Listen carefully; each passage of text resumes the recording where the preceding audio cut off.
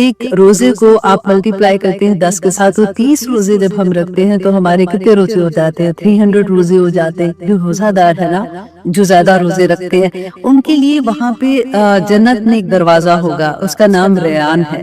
تو وہاں پہ پکارا جائے گا کہ روزہ دار جو ہے وہ اس دروازے سے اندر آ جائے۔ کہ اللہ سبحانہ تعالیٰ نے ایک اور خوشخبری ہم لوگوں کے لیے، عورتوں کے لیے کیا رکھی ہے؟ تبھی منڈے اینڈ تھرسڈے کا روزہ روزوں کی بطور خاص اور نفلی روزوں کی بطور عام۔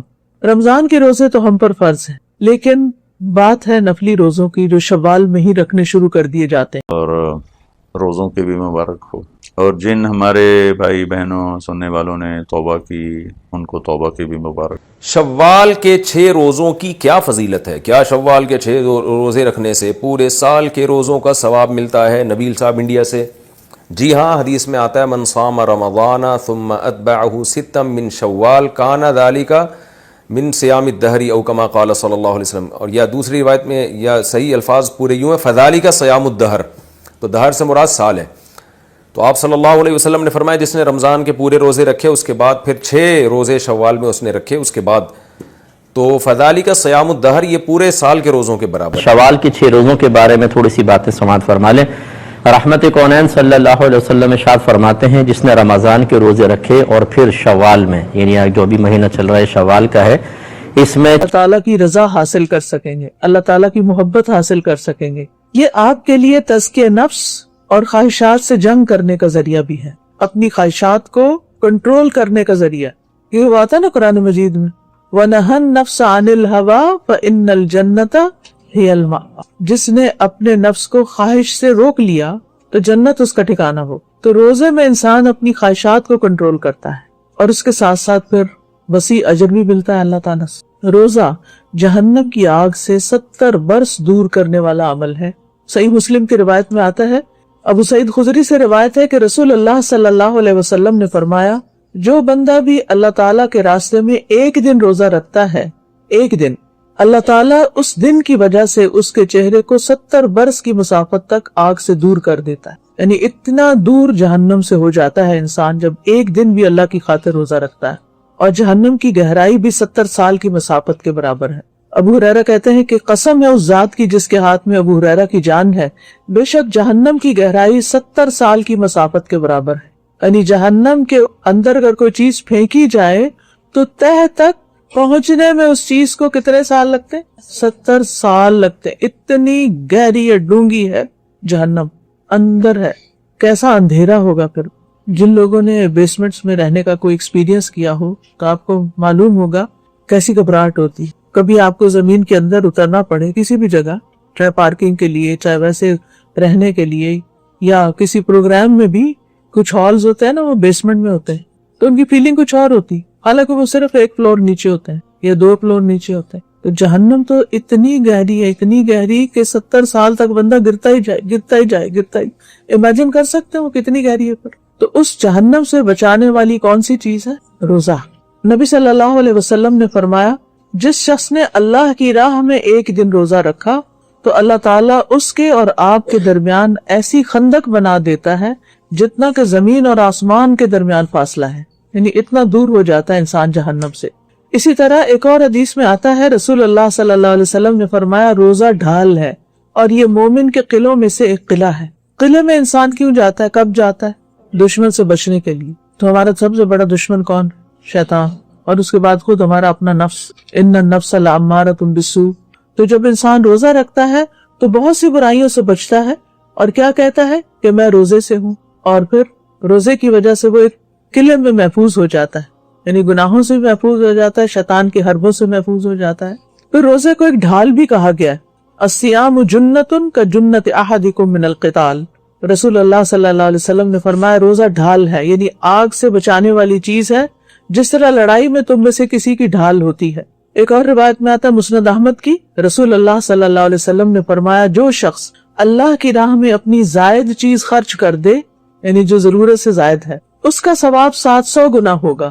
جو اپنی ذات اور اپنے اہل خانہ پر خرچ کرے، یا کسی بیمار کی عیادت کرے، یا کسی تکلیف دہ چیز کو راستے سے ہٹا دے، تو ہر نیکی کا بدلہ اس جیسی 10 نیکیاں ہوں گی۔ اور روزہ ڈھال ہے بشرطے کہ انسان اسے پھاڑ نہ دے۔ پھاڑتا کیسے؟ गुनाह करके, गलत काम करके। नफली इबादत तो बहुत सी हैं, लेकिन रोजे जैसा कोई अमल नहीं। हदीस में आता है, अबू उमामा कहते हैं, मैं रसूल अल्लाह सल्लल्लाहु अलैहि वसल्लम के पास हाजिर हुआ और मैंने अर्ज किया, मुझे ऐसी चीज का हुक्म दीजिए जो मैं आपसे हासिल कर लूं।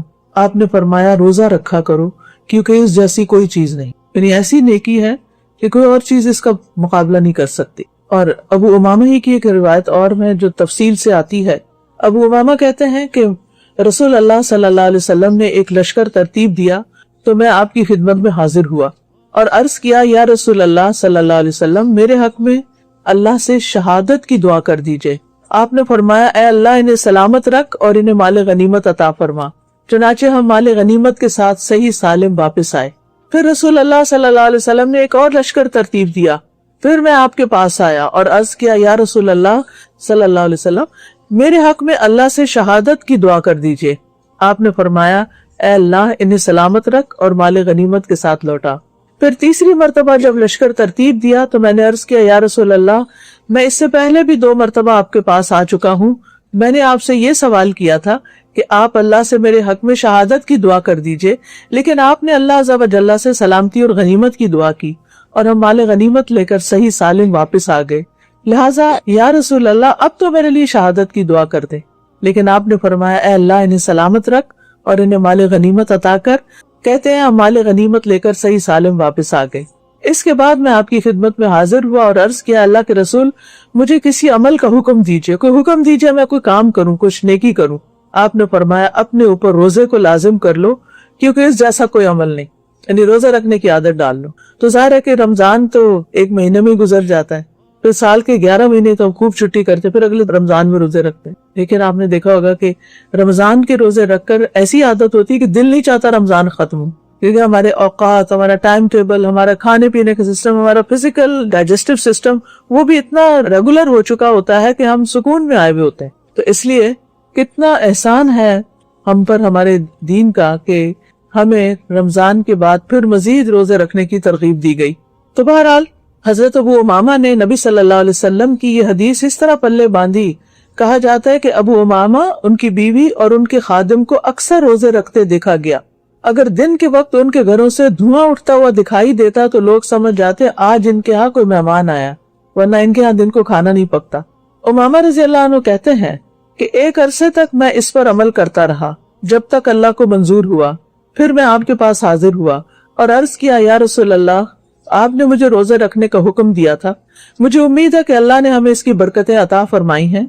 या रसूल अल्लाह सल्लल्लाहु अलैहि वसल्लम, अब मुझे किसी और अमल का हुक्म दीजिए, यानी ये तो आदत पक्की होगी, अब कोई और बताइए। नबी सल्लल्लाहु अलैहि वसल्लम ने फरमाया, जान लो कि अगर तुम अल्लाह के लिए एक सजदा करोगे तो अल्लाह उसकी बरकत की वजह से तुम्हारा एक दर्जा बुलंद कर देगा और एक गुनाह माफ कर देगा।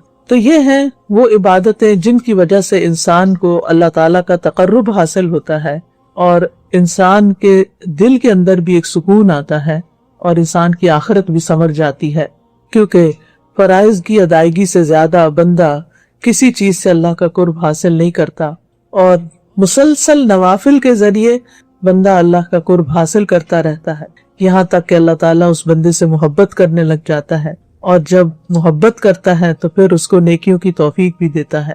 और अल्लाह ताला की मोहब्बत की अलामत क्या है कि रोजेदार के मुंह की बू अल्लाह के नजदीक मस्क की खुशबू से भी ज्यादा अच्छी होती है।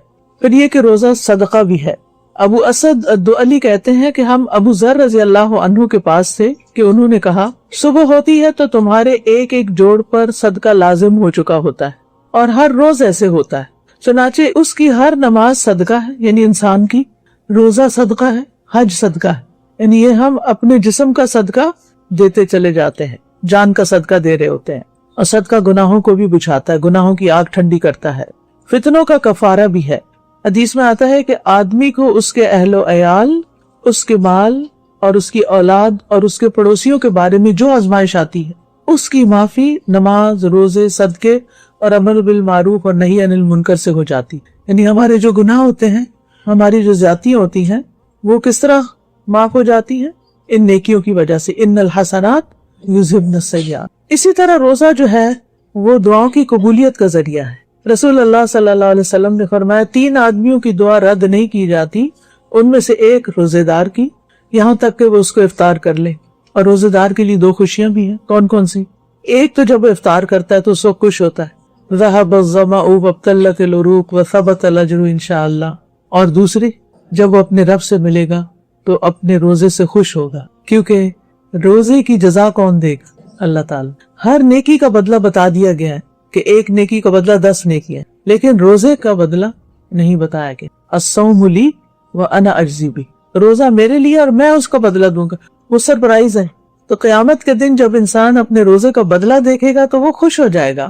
اس سے بڑھ کر اور کیا چاہیے؟ اور پھر اگر کوئی شخص روزے کی حالت میں فوت ہو جائے, نبی صلی اللہ علیہ وسلم نے فرمایا جو شخص اللہ کی رضا کے لیے ایک دن روزہ رکھے اور اسی پر اس کا اختتام ہو جائے, یعنی روزے کی حالت میں ہی رخصت ہو جائے, تو وہ جنت میں داخل ہوگا, دخل الجنہ.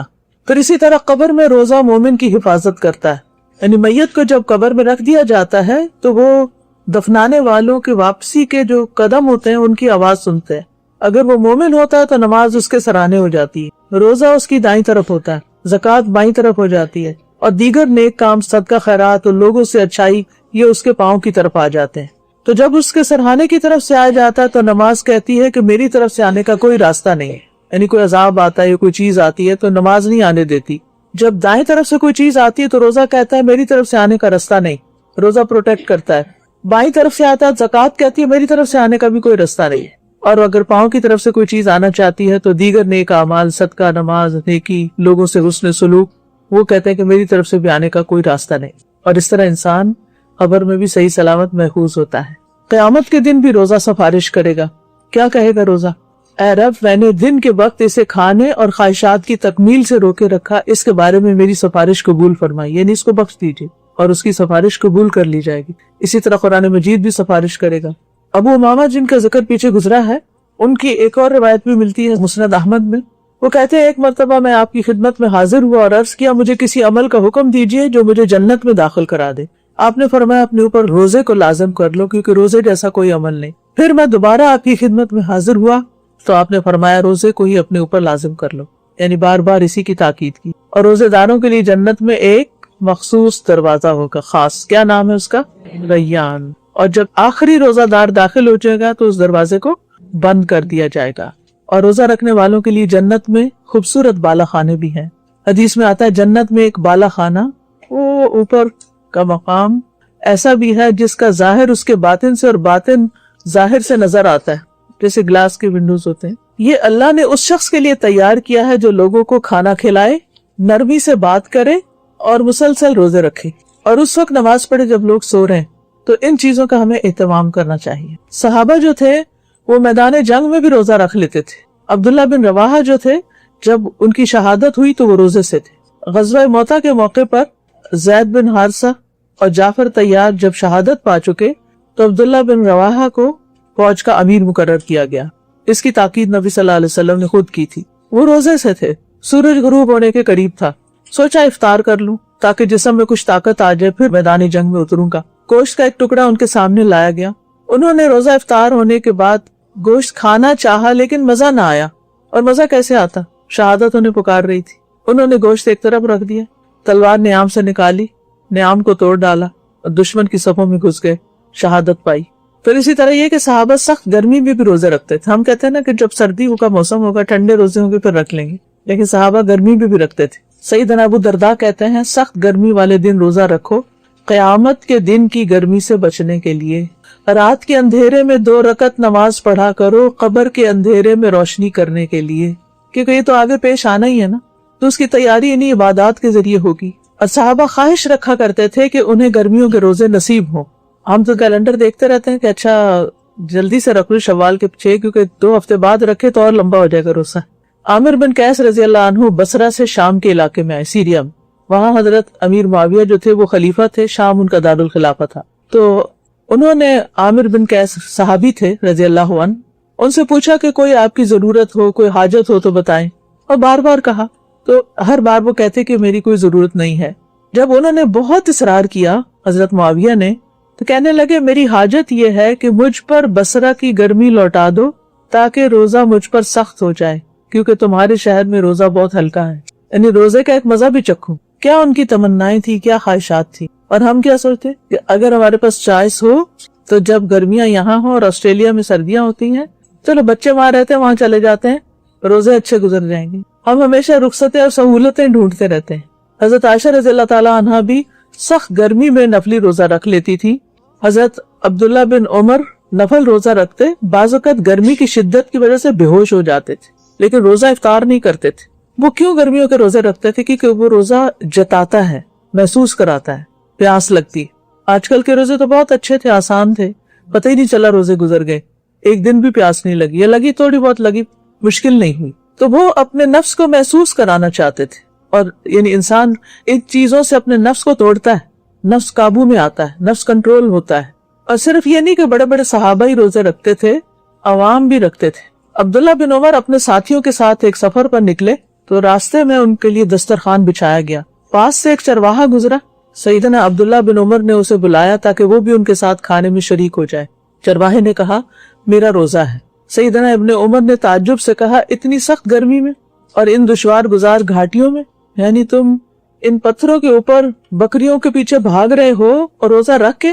اس نے کہا میں ان گزرنے والے دنوں میں جلدی کر رہا ہوں، زندگی گزرتی جا رہی ہے اور میں نیکی کمانے میں جلدی کر رہا ہوں کہ مجھے زیادہ نیکی مل جائے تھوڑے وقت میں. حضرت عبداللہ بن عمر اس پر بڑے حیران ہوئے، کہنے لگے کیا تم اپنی ایک بکری ہمیں فروخت کر دو گے جس کا گوشت ہم تمہیں بھی کھلائیں گے اور تم اپنا روزہ افطار کر لو؟ یعنی نفلی روزہ کھولنے کی اجازت ہے، ہم بکری ذبح کریں گے، کھانا پکائیں گے، تمہیں بھی کھلائیں گے تو تمہارے لیے آسانی ہو جائے گی اور ہم تمہیں بکری کی قیمت بھی دے دیں گے. چرواہا کہنے لگا یہ بکریاں میرے مالک کی ہیں، میری نہیں، یعنی میں نہیں بیچ سکتا، یہ امانت ہے. عبداللہ بن عمر نے اس کا امتحان لینے کے لیے کہا، ٹیسٹ کرنے کے لیے، تم اپنے مالک سے کہہ دینا کہ اس بکری کو بھیڑیا کھا گیا. یعنی یہ نہیں کہ جھوٹ سکھا رہے تھے بلکہ ٹیسٹ کر رہے تھے کہ کیا کہتا ہے. یہ سن کے چرواہا چل دیا، جواب نہیں دیا اور اپنی انگلی آسمان کی طرف اٹھا کر کہنے لگا تو اللہ کہاں ہے؟ یعنی مالک کو تو دھوکہ دے دوں گا، اللہ کو تو نہیں دے سکتا. سیدنا ابن عمر اس کی بات سے متاثر ہو کر بار بار یہ دہراتے رہے کہ اللہ کہاں ہے. پھر آپ مدینہ منورہ واپس آئے تو اس چرواہے کو اس کے مالک سے خرید لیا، بکریاں بھی خرید لی، چرواہے کو آزاد کر دیا اور بکریاں تحفے میں دے دی. یہ نیکی کا وہ صلہ ہے جو اللہ دنیا میں بھی دیتا ہے. تو آپ سوچئے کیسے لوگ تھے جو جنگلوں بیابانوں میں گرمیوں کی لمبی دوپہروں میں جب لوگ آرام کر رہے ہوتے ہیں کہ وہاں جانور چراتے، کام کاج کے لیے دھوپ میں پھرتے اور ساتھ ساتھ روزہ رکھ کر عبادت کے لیے اپنے آپ کو وقف کرتے. یعنی معاش کی فکر بھی کرتے تھے، کام کاج بھی کرتے تھے اور ساتھ عبادت سے غافل بھی نہیں ہوتے تھے. ہم لوگ روزہ رکھ لیں تو پھر آدھا دن سو کے گزار لیتے ہیں تاکہ آدھا دن تو کٹ جائے اور باقی آدھا دن کچھ کام وام کر کے گزار لیں گے. وہ کیسے لوگ تھے؟ وہ علم والے تھے، چاہے معاشرتی اعتبار سے وہ بہت بڑا سٹیٹس نہیں رکھتے تھے لیکن اللہ کے ہاں ان کا بڑا مقام تھا. انہیں نبی صلی اللہ علیہ وسلم کا یہ فرمان معلوم تھا کہ اس شخص کے لیے دوہرا اجر ہے جو اپنے دنیاوی مالک کا بھی حق ادا کرے، یعنی اگر کہیں جاب کرتا ہے، سروس کرتا ہے تو وہ بھی پوری کرے اور اپنے حقیقی مالک کا حق بھی ادا کرے، یعنی ساتھ عبادت بھی کر رہا ہے اور ساتھ اپنی جاب بھی کر رہا ہے. تو بہرحال صحابہ کو روزے رکھنا بہت پسند تھا. معاذ بن جبل کے بارے میں آتا ہے کہ ان کی وفات کا وقت قریب آیا تو انہوں نے اس خواہش کا اظہار کیا اور کہنے لگے افسوس، سخت روزوں میں لگنے والی پیاس ختم ہو جائے گی، یعنی دنیا سے جا رہا ہوں تو میں اس پیاس کو مس کروں گا. انہیں پتا تھا کہ سفر میں روزہ چھوڑنے کی اجازت ہے، رخصت ہے، لیکن روزے کے اجر کا بھی علم تھا، اس لیے وہ آیت کے اس حصے پر عمل کرتے تھے، وَأَن تَصُومُوا خَيْرٌ لَكُمْ. اگرچہ رخصت ہے لیکن اگر تم روزہ رکھ لو تو بہت اچھا ہے، یعنی جو رکھ سکتا ہے وہ ضرور رکھ لے. اور اکثر صحابہ جو تھے وہ سفر میں بھی روزہ رکھ لیا کرتے تھے کیونکہ نبی صلی اللہ علیہ وسلم نے فرمایا چاہے تو روزہ رکھ لو، چاہے تو افطار کرو. امام احمد بن حنبل کے بارے میں آتا ہے کہ وہ بھی گرمیوں میں روزے رکھتے، بعض اوقات بے ہوش ہو جاتے روزے کی وجہ سے تو ان کے چہرے پہ پانی چھڑکا جاتا. اب ہم کچھ بات کریں گے شوال کے 6 روزوں. شوال کے روزے رکھنا ایک مسنون عمل ہے، ایک سنت کی پیروی ہے جس کے بارے میں احادیث میں ترغیب دلائی گئی ہے. صحیح مسلم کی روایت ہے ابو ایوب انصاری رضی اللہ عنہ سے، انہوں نے بیان کیا کہ رسول اللہ صلی اللہ علیہ وسلم نے فرمایا جو آدمی رمضان کے روزے رکھے پھر اس کے بعد شوال کے 6 روزے رکھے تو یہ ہمیشہ روزہ رکھنے کی طرح ہے، گویا آپ نے سارا سال روزہ رکھا. من صام رمضان ثم اتبعہ 6 من شوال. یہ سارے سال کے روزے کیسے ہو گئے؟ کیونکہ من جاء بالحسنۃ فلہ 10 امثالھا، جو ایک نیکی لائے گا اس کے لیے اس جیسی 10 نیکیاں، یعنی پورے رمضان کے روزے اجر میں 10 مہینوں کے روزوں کے برابر ہیں. ایک مہینہ برابر ہے کس کے؟ 10 کے. اور شوال کے 6 روزے 2 مہینوں کے برابر ہو گئے. کیونکہ 3 روزے 30 دنوں کے برابر ہو گئے اور پھر 3 30 کے تو 2 مہینے بن گئے. یہ سارے سال کے روزے بن گئے, 12 مہینے کے بن گئے. 36 360 ہو گئے. تو ہجری کیلنڈر میں تو 360 ڈیز ہی ہوتے ہیں نا.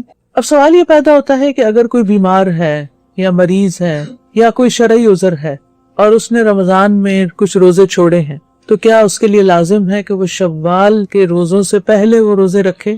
جی ہاں، کیونکہ رمضان کے روزے فرض ہیں اور شوال کے نفل ہیں. رمضان کے روزے نہیں رکھے تو پوچھ ہوگی، اگر شوال کے نہیں رکھے تو پوچھ نہیں ہوگی. تو اس لیے اگر رمضان میں کوئی بیمار ہو گیا، ایک آدھ روزہ چھوڑ دیا یا پیریڈز کی وجہ سے کچھ روزے چھوٹ گئے، اب شوال میں پہلے ان کی قضا دی جائے، ان کو پورا کیا جائے. کیوں؟ تاکہ انسان کے ذمے کچھ باقی نہ رہے. زندگی اور حالات کا کسی کو بھی علم نہیں کہ زندگی کب ختم ہو جائے یا حالات کیسے ناسازگار ہو جائیں، کوئی بیماری آ جائے، کوئی مصروفیت آ جائے کہ انسان کے لیے مشکل ہو جائے. لیکن بات یہ ہے کہ اگر کوئی شخص شوال کے روزے رمضان کے چھوٹے ہوئے روزوں سے پہلے رکھ لے تو کیا اس کو یہی اجر و ثواب ملے گا؟ اگر وہ رمضان کے روزے قضا کر کے رکھے گا تو پھر تو یہی ثواب ملے گا. اور بعض علماء کہتے ہیں کہ اگر اس نے قضا نہیں رکھے اور ویسے رکھ لیے تو وہ خاص فضیلت حاصل نہیں ہوگی. بعض کہتے ہیں ہو جائے گی کیونکہ اس کی نیت ہے کہ وہ اپنے قضا روزے بھی رکھے.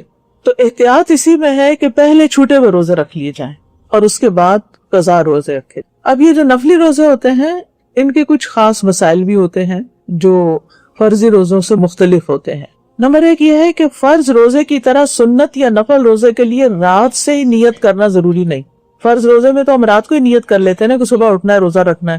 اگر فجر کے بعد دن کے کسی بھی حصے میں روزہ رکھنے کا ارادہ ہو جائے اور فجر کے بعد سے کچھ کھایا پیا نہیں تو روزہ رکھنا جائز ہے. مثلاً آپ نے آدھا دن کچھ نہیں کھایا، آپ مثلاً صبح نماز پڑھ کے پانی بھی نہیں پیا، کچھ بھی نہیں کھایا، سو گئے، ظہر کے وقت اٹھے تو آپ کہتے ہیں آدھا دن تو گزر ہی گیا ہے، اب میں روزہ ہی رکھ لوں. تو آپ رکھ سکتے ہیں، ٹھیک ہے. باقی آدھے دن کا آپ کچھ نہیں کھائیں اور آپ کا روزہ ہو جائے گا. یہ فرق ہے. لیکن رمضان کے روزے میں یہ نہیں کر سکتے، اس میں روزہ رکھنے سے پہلے ہی نیت کرنی ہوگی روزہ رکھنے کی. امام بخاری نے اس مسئلے پہ ایک باب بھی باندھا ہے، باب اذا نوى بالنہار صوما، کہ اگر کوئی شخص دن کے وقت روزے کی نیت کرے تو کیا روزہ ہوگا یا نہیں. اور اس سلسلے میں صحابہ کے کچھ آثار کی طرف بھی اشارہ کیا ہے جن میں حضرت حذیفہ کا اثر بھی ہے کہ جس میں اس بات کا ذکر ہے کہ ایک دفعہ یعنی حضرت حذیفہ نے ظہر کے بعد نفلی روزے کی نیت کی. تو ایسا کیا جا سکتا ہے. اسی طرح نفلی روزہ پورا کیے بغیر افطار کر لینے سے کوئی گناہ نہیں ہوتا. مثلا آپ نے روزہ رکھا کہ آپ کی کسی دوست نے آپ کو بلایا، جب آپ اس کے گھر جاتے ہیں تو وہ اصرار کرتی ہے کہ کچھ کھا لیں، آپ کہتے ہیں میرا روزہ ہے، وہ پھر اصرار کرتی ہے کوئی نہیں نفلی روزہ کھا لو، اور آپ کھا لیتے ہیں تو کوئی حرج نہیں، کوئی گناہ نہیں. یعنی یہ روزہ توڑنے میں نہیں آئے گا، اس کو روزہ توڑنا شمار نہیں کیا جائے گا. یعنی اس پر نہ کوئی گناہ لازم ہوگا، نہ اس کی قضا دینی لازم ہے، چاہے کسی شرعی عذر کے ساتھ افطار کیا جائے یا بغیر شرعی عذر کے. اسی طرح اگر آپ نے مثلا روزہ رکھا اور آپ کو سر درد شدید ہو گئی اور آپ چاہتے ہیں کہ دوا لے لیں تو روزہ کھول سکتے ہیں. صحیح مسلم میں حضرت عائشہ سے روایت ہے، ایک دن رسول اللہ صلی اللہ علیہ وسلم نے مجھ سے فرمایا، اے عائشہ کیا تمہارے پاس کھانے کی کوئی چیز ہے؟ تو میں نے عرض کیا اللہ کے رسول ہمارے پاس کوئی چیز نہیں. آپ نے فرمایا تو پھر میں روزے سے ہوں. اس کے بعد رسول اللہ صلی اللہ علیہ وسلم باہر تشریف لے گئے تو ہمارے پاس ہدیہ بھیجا گیا. جب رسول اللہ صلی اللہ علیہ وسلم واپس تشریف لائے میں نے عرض کیا اے اللہ کے رسول ہمیں ہدیہ دیا گیا ہے اور میں نے آپ کے لیے بھی کچھ محفوظ کر کے رکھا ہے، سنبھال کے رکھا ہے. آپ نے فرمایا وہ کیا ہے؟ تو میں نے عرض کیا وہ حیث ہے. حیث کہتے ہیں کھجور، گھی اور پنیر سے بنا ہوا کھانا، حلوہ ہی ہوا ایک طرح سے. آپ نے فرمایا اسے لائیے، تو میں اسے لے آئی تو آپ نے اسے کھا لیا.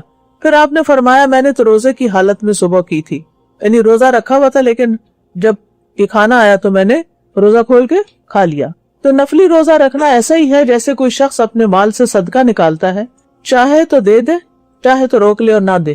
کئی دفعہ ایسا ہوا ہوگا آپ کے ساتھ بھی کہ آپ نے سوچا ہوگا کہ میں نا فلاں کو اتنے پیسے دوں یا فلاں جگہ اتنا خرچ کروں، پھر جب وہ وقت آیا وہ جگہ آئی خرچ کرنے کی تو آپ نے کہا نہیں اتنا نہیں، اتنا کم کر دیا. تو کیا آپ پر کوئی گناہ ہوگا؟ نہیں، گناہ نہیں ہوگا. اسی طرح روزہ رکھا ہے آپ نے کیونکہ روزہ دل کی خوشی سے رکھنا، اور اگر آپ نہیں رکھنا چاہتے نہ رکھیں، گناہ نہیں ہوگا. لیکن اگر رکھیں تو آپ کے حق میں بہت اچھا ہے. اور جہاں تک شوال کے مہینے کا تعلق ہے تو شوال ایک بڑا ہی خوبصورت مہینہ ہے جو رمضان کے فوراً بعد آتا ہے، جس میں اکثر لوگوں کی شادیاں بھی ہوتی ہیں. फिर इसी तरह हज के महीनों की इब्तिदा भी शव्वाल से हो जाती है। हाजी तैयारी शुरू कर देते हैं, फ्लाइट शुरू हो जाती हैं और शव्वाल में सबका रुझान हज की तरफ हो जाता है। अगर किसी का एतकाफ रह गया हो तो उसकी कज़ा भी हो जाती है इस महीने में। यानी कोई रमजान में एतकाफ करने वाला था, नहीं कर पाया, तो शव्वाल में कर ले।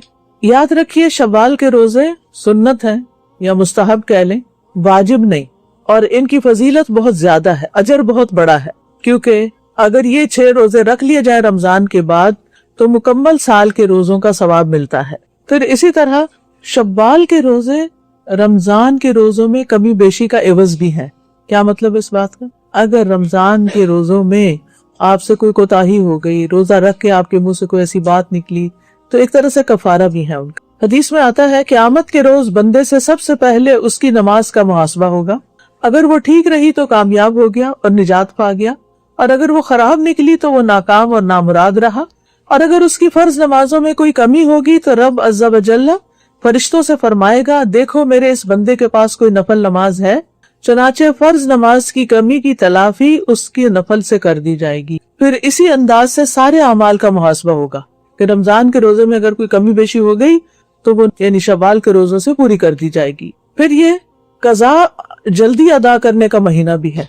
जो शख्स ये चाहता है कि वो शव्वाल के रोजों से पूरा फायदा उठाए, वो क्या करेगा कि उससे पहले मैं जल्दी से अपनी कज़ा पूरी कर लूं, तो इस तरह कज़ा भी टाइम पर हो जाएगी, वरना तो सारा साल लुढ़कती रहती, अच्छा अभी रखते हैं, अभी रखते हैं, अभी रखते हैं। और जितने हम रमजान से दूर हो जाते हैं उतना ही रोजा रखना हमें इंतहाई मुश्किल काम नजर आता है। तो जो रमजान के बाद शव्वाल के रोजे रखता है वो उस अजर को पा लेता है जो इनके साथ वाबिस्ता है। लेकिन ये याद रखिए कि कज़ा रोजा और शव्वाल का रोजा इकट्ठा नहीं किया जा सकता कि मसलन आज मैंने रोजा रखा और मैं कहूँ ये मेरा कज़ा भी है और आज शव्वाल का भी है, ये नहीं हो सकता। ये रोजे इकट्ठे भी रख सकते हैं आप कंसेक्यूटिवली 6 पूरे, ईद के अगले दिन से लेके 6 दिन तक, और आप सारे महीने पर स्प्रेड भी कर सकते हैं। सोमवार जुमेरात को भी रख सकते हैं या फिर अय्याम बीज में रख सकते हैं, लेकिन शव्वाल के अंदर ही पूरे करने होंगे। यानी कज़ा और शव्वाल इकट्ठा नहीं कर सकते, लेकिन एक ही नियत में अय्याम बीज के रोजे, सोमवार और जुमेरात के रोजे और शव्वाल के 6 रोजे जमा किए जा सकते हैं। यानी नफली रोजे आपस में जमा किए जा सकते हैं कि आपने सबकी नियत कर ली, आज सोमवार है मसलन तो मैं सोमवार का रोजा भी रख रही हूँ और शव्वाल का रोजा भी रख रही हूँ, और इत्तेफाक से आज अय्याम बीज भी है, तो 3 नियतें इकट्ठी हो गई। ऐसा किया जा सकता है, लेकिन फर्ज और नफल इकट्ठे नहीं हो सकते। जैसे आप फर्ज नमाज पढ़ते हो, ये नहीं कह सकते मैं 4 फर्ज पढ़ी और 4 सुन्नतें भी मेरी बीच में ही है, ये नहीं हो सकता। अच्छा, शव्वाल के रोजे रखते हुए हफ्ते के दिन रोजा रखने की रुख्सत है। यानी बाज लोग ये कहते हैं कि हफ्ते के दिन अलग से रोजा नहीं रख सकते, ये हदीस ज़ईफ है। हफ्ते के दिन भी अगर आपने मसलन फ्राइडे नहीं रोजा रखा, संडे नहीं रखा, सिर्फ हफ्ते के दिन रख रहे हैं तो रख सकते हैं, और जुमे के साथ मिलाकर भी रख सकते हैं और इतवार के साथ मिलाकर भी रख सकते हैं। इसी तरह अकेले हफ्ते के दिन का रोजा भी रख सकते हैं, और इनमें से इसमें कोई हरज नहीं, क्योंकि वो रिवायत ज़ईफ है जिससे हुज्जत नहीं ली जा सकती कि हफ्ते के दिन अलग से रोजा नहीं रखना चाहिए। फिर इसी तरह यह है कि बिला उज़र मौखिर नहीं करने चाहिए, डिले नहीं करने चाहिए। अगर शव्वाल गुजर गया और आप ज़िकादा में 6 रोजे रख रहे हैं तो उसका फायदा नहीं, वो फायदा नहीं होगा जो शव्वाल में रखने का होगा। अच्छा, इसी तरह हर साल रखना वाजिब नहीं है, क्योंकि बाज लोग कहते हैं अगर 1 साल रख लिए तो हमेशा रखने पड़ेंगे। ऐसा कुछ भी नहीं, आप जब चाहे रखें और जब चाहे ना रखें, और बगैर उज़र के कोई भी नफली रोजा छोड़ा जा सकता है। अच्छा, शव्वाल के रोजे पूरे करने के बाद ईद मनाना बिदअत है। कुछ लोग इसका एहतमाम करते हैं कि मैंने 6 शव्वाल पूरा कर लिया, आज मेरी ईद है। ये कोई ईद नहीं है। नबी सल्लल्लाहु अलैहि वसल्लम या सहाबा ने ऐसी कोई ईद नहीं की। ये दीन में एक नई बात निकालना है, ऐसा नहीं करें, क्योंकि ईदें तो बस 2 ही हैं हमारे दीन में। लोगों ने एक तीसरी भी बना ली, ईद मिलादुन्नबी, उसकी भी कोई हैसियत नहीं। और ये 6 शव्वाल के बाद भी ईद मनाना, इसकी भी कोई हैसियत नहीं। और फिर शव्वाल में शादी करना, हजरत आयशा रज़ियल्लाहु अन्हा से नबी सल्लल्लाहु अलैहि वसल्लम ने शव्वाल में निकाह किया और शव्वाल में ही इनकी रुखसती हुई, तो इसलिए कहा जाता है कि शव्वाल में निकाह करना मुस्तहब है नबी सल्लल्लाहु अलैहि वसल्लम की पैरवी करते हुए, क्योंकि जाहिलियत के जमाने में लोग शव्वाल के महीने में निकाह करना और करवाना मनहूस समझते थे। हजरत आयशा पसंद करती थी कि अपने रिश्तेदार औरतों की रुखसती शव्वाल में करें, और बाज लोगों का अकीदा यह है कि 2 ईदों के बीच में शादी नहीं करनी चाहिए, तो ये भी गलत है। किसी भी महीने में शादी की जा सकती और किसी भी दिन में की जा सकती है। तो रोजे रखते हुए ये जो रोजे रख रहे हैं आप अपनी नीयत थोड़ी वसी कर लें। एक ये कि अल्लाह इन रोजों की वजह से मेरे रमजान के रोजों में कोई कमी बेशी हो गई हो तो आप उसको पूरा कर दें। दूसरा ये कि रमजान की नेमत का शुक्र अदा कर रहे हैं कि अल्लाह तेरा शुक्र है तूने रमजान पूरा करवा दिया, अब हम शवाल में शुक्राना एक तरह से अदा कर रहे हैं। फिर यह है कि अल्लाह ताला की इताअत पर साबित कदमी कि जिस तरह 30 दिन हम साबित कदम रहे, अब भी हम साबित कदम रह सकते हैं, यानी इताअत पर साबित कदमी। और अच्छे खात्मे की उम्मीद भी रखें कि हो सकता है कि इसी रोजे की हालत में मैं दुनिया से चली जाऊं। रमजान तो एक इब्तिदा होती है, एक ट्रेनिंग पीरियड होता है, उसकी एप्लीकेशन आप सारा साल फिर करते हैं और फिर 11 महीनों के बाद रमजान का जो ट्रेनिंग पीरियड है उसको थोड़ा सा लंबा कर दिया गया। जैसे मूसा अलैहिस्सलाम को 30 रातों के लिए बुलाया गया तो 40 कर दी गई, तो 30 रोजे हैं लेकिन 6 और इतना सवाब बता के उनको थोड़ा और उस पीरियड को एक्सटेंड कर दिया गया। अच्छा, शवाल के अलावा भी कोई नफली रोजे होते हैं? यौम अरफा का रोजा, आशूरा और मुहर्रम का रोजा, पीर जुमेरात का रोजा, अय्याम 20 के रोजे, मुहर्रम का रोजा, हर महीने के 3 रोजे और सौम दाऊदी भी। सौम दाऊदी पता है ना आपको? रसूल अल्लाह सल्लल्लाहु अलैहि वसल्लम ने हजरत अब्दुल्लाह इब्न अमर से फरमाया, अल्लाह ताला के नजदीक सबसे ज्यादा पसंदीदा रोजे दाऊद अलैहिस्सलाम वाले रोजे और सबसे पसंदीदा नमाज भी दाऊद अलैहिस्सलाम की नमाज है। वो पहली आधी रात तक सोते और तिहाई रात क़याम करते, फिर रात का छठा हिस्सा दोबारा सो जाते। वो एक दिन नागा करते और एक दिन रोजा रखते, सारा साल ऐसे ही करते थे। फिर इसी तरह यह है कि अगर हफ्ते का एक दिन इंसान रोजा रख लेता है ना तो बाकी दिनों में भी अजर मिलता है उसको। अब्दुल्लाह इब्न अमर कहते हैं कि रसूल अल्लाह सल्लल्लाहु अलैहि वसल्लम ने फरमाया, तुम एक दिन का रोजा रखो, ये तुम्हारे लिए बाकी दिनों का भी अजर बन जाएगा। तो उन्होंने अर्ज किया, मैं तो इससे ज्यादा की ताकत रखता हूँ। आपने फरमाया, तो 2 दिनों का रोजा रखो, ये तुम्हारे लिए बाकी दिनों में भी अजर बन जाएगा। उन्होंने अर्ज किया, मैं तो इससे भी ज्यादा की ताकत रखता हूँ। तो आपने फरमाया, तो 3 रोजे रख लो और ये तुम्हारे बाकी दिनों में भी अजर का बायस बन जाएंगे। उन्होंने कहा, मैं इससे ज्यादा की ताकत रखता हूँ। तो आपने फरमाया, 4 दिन रख लो और ये तुम्हारे लिए बाकी दिनों में अजर का बायस बनेगा। उसने अर्ज किया, मैं तो इससे भी ज्यादा की ताकत रखता हूँ। तो आपने फरमाया, तो वो रोजे रख लो जो अल्लाह ताला के यहाँ सबसे फजीलत वाले हैं और वो दाऊद अलैहिस्सलाम के रोजे हैं। एक दिन वो रोजा रखते थे और एक दिन इफ्तार करते थे। अच्छा, सोमवार और जुमेरात को रोजा क्यों रखा जाता है? उस दिन आमाल अल्लाह ताला की तरफ उठाए जाते हैं। उसामा बिन जैद कहते हैं कि मैंने कहा, अल्लाह के रसूल, आप कभी इस कदर रोजे रखते हैं कि लगता है आप छोड़ेंगे नहीं, और कभी इस कदर छोड़ते हैं लगता है कि रखेंगे नहीं, मगर 2 दिनों का जरूर रखते हैं। आपके उमूमी रोजों में आ जाएं तो फबिहा, वरना आपका रोजा खुसूसन इन दिनों में होता। आपने फरमाया, कौन से 2 दिन? मैंने कहा, सोमवार और जुमेरात। आपने फरमाया, ये 2 दिन ऐसे हैं कि इनमें रब्बुल आलमीन के यहाँ आमाल पेश होते हैं और मैं चाहता हूँ कि मेरे अमल पेश हो तो मैं रोजे से हूँ। आपने सोमवार के रोजे की अहमियत इस तरह भी बताई। आपसे पूछा गया कि सोमवार के रोजे के बारे में बताइए, तो आपने फरमाया, ये वो दिन है जिसमें मुझे पैदा किया गया और इसी दिन मुझे मबूस किया गया और इसी दिन मुझ पर वही नाजिल की गई। तो सोमवार का दिन हफ्ते के दिनों में से एक अहम दिन है, जुमे के बाद। हज़रत आयशा कहती है कि बेशक रसूल अल्लाह सल्लल्लाहु अलैहि वसल्लम खूब कोशिश से तलबगार रहते थे शाबान, पीर और जुमेरात के रोजों, यानी पूरी मेहनत और कोशिश से रोजे रखते थे। इब्न उमर कहते हैं कि रसूल अल्लाह सल्लल्लाहु अलैहि वसल्लम हर माह में 3 रोजे रखते थे, एक तो महीने की पहली पीर को और दूसरा उसके बाद की जुमेरात को और फिर तीसरा उसके बाद की जुमेरात को, और इस तरह एक महीने में 3 रोजे पूरे कर लेते, यानी 1 जुमेरात और 2 सोमवारों का रोजा। एक तो ना अय्याम 20 के 3 रोजे, और अय्याम 20 के अलावा अगर आप उन 3 दिनों में पीरियड से हैं या नहीं रख सकते इकट्ठे, तो आप इस तरतीब से भी रख सकते हैं, यानी एक दिन सोमवार का, अगले हफ्ते जुमेरात का और फिर दोबारा सोमवार का। और इसी तरह कमरी महीने की 13वीं, 14वीं और 15वीं रात को चांद ज्यादा चमकता है तो उनको फिर अय्याम 20 कहा जाता है, उसमें भी रोजा रखा जा सकता है। नबी सल्लल्लाहु अलैहि वसल्लम ने फरमाया, हर महीने 3 रोजे और एक रमजान के बाद दूसरे रमजान के रोजे रखना सारी उम्र के रोजों के बराबर है। यानी अगर किसी को ये नसीब हो जाए कि हर रमजान के रोजे रखे और फिर हर महीने 3 रोजे रखे, गोया उसने पूरी जिंदगी रोजों में गुजारी, बाबुर रैयान से दाखिला हो जाए। फिर इसी तरह यह है कि अफजल तो है सोमवार और जुमेरात का रोजा रखना, लेकिन अगर किसी और दिन का भी रख ले तो भी ठीक है, इसकी परवाह नहीं करते थे कि कौन से दिन का रोजा है। अबू उस्मान नाहदी कहते हैं कि मैं एक मरतबा 7 दिन तक अबू हुरैरा के यहाँ मेहमान रहा। उन्होंने अपनी बीवी और खादिम के साथ रात को 3 हिस्सों में तकसीम कर रखा था। पहले एक आदमी नमाज पढ़ता, फिर दूसरे को जगा देता, वो नमाज पढ़ता, फिर वो सो जाता और तीसरे को जगा देता, यानी सारी रात घर में इबादत होती रहती थी। एक उठता, फिर दूसरा उठता, फिर तीसरा उठता, बारी बारी सो भी लेते और बारी बारी इबादत भी करते। मैंने पूछा, ए अबू हुरैरा, आप रोजा किस तरतीब से रखते हैं? فرمایا میں تو مہینے کے آغاز میں ہی 3 روزے رکھ لیتا ہوں، شروع میں ہی، اور اگر کوئی مجبوری پیش آئے تو آخر میں بھی رکھ لیتا ہوں۔ اور ابو ہریرہ نے کہا کہ ایک مرتبہ رسول اللہ صلی اللہ علیہ وسلم نے اپنے صحابہ کے درمیان کچھ کھجوریں تقسیم فرمائی، مجھے 7 کھجوریں ملی، جن میں سے ایک ردی کھجور بھی تھی۔ میرے نزدیک وہ ان میں سب سے زیادہ عمدہ تھی کہ اسے سختی سے مجھے چبانا پڑ رہا تھا۔ یعنی صحابہ کی پازیٹیوٹی دیکھیں، ہر چیز میں مثبت پہلو نکال لیتے ہیں۔ ٹھیک ہے یہ بہت نرم نہیں، سخت ہے اور دیر تک مجھے کھانے کا موقع مل جاتا ہے، جیسے چوارے ہوتے ہیں نا۔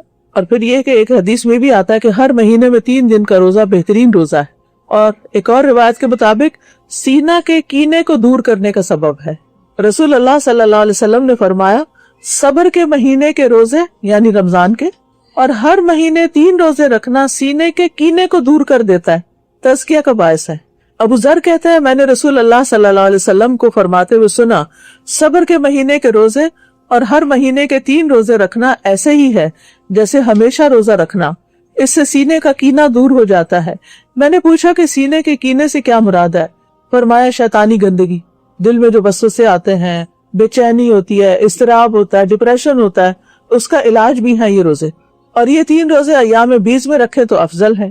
عبداللہ رضی اللہ عنہ کہتے ہیں کہ رسول اللہ صلی اللہ علیہ وسلم ہر مہینے کے درمیان میں پوری چاندنی راتوں والے 3 دن روزے رکھتے تھے، اور عاشورہ کا روزہ 9 اور 10 محرم کا روزہ ہے۔ اس کا کیا فائدہ ہے؟ اس کے بارے میں آپ نے فرمایا یہ روزہ گزرے ہوئے 1 سال کے گناہوں کا کفارہ بن جاتا ہے، اور محرم کے روزے پورا مہینہ روزے رکھنا۔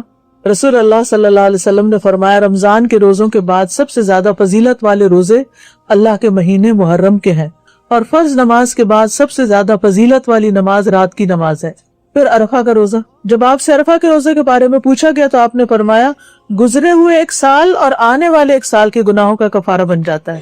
پھر اسی طرح شعبان کے روزے، آپ نے فرمایا، حضرت اسامہ کہتے ہیں میں نے عرض کیا اللہ کے رسول میں نے آپ کو کسی مہینے میں اتنے روزے رکھتے نہیں دیکھا جتنے آپ شعبان میں رکھتے ہیں۔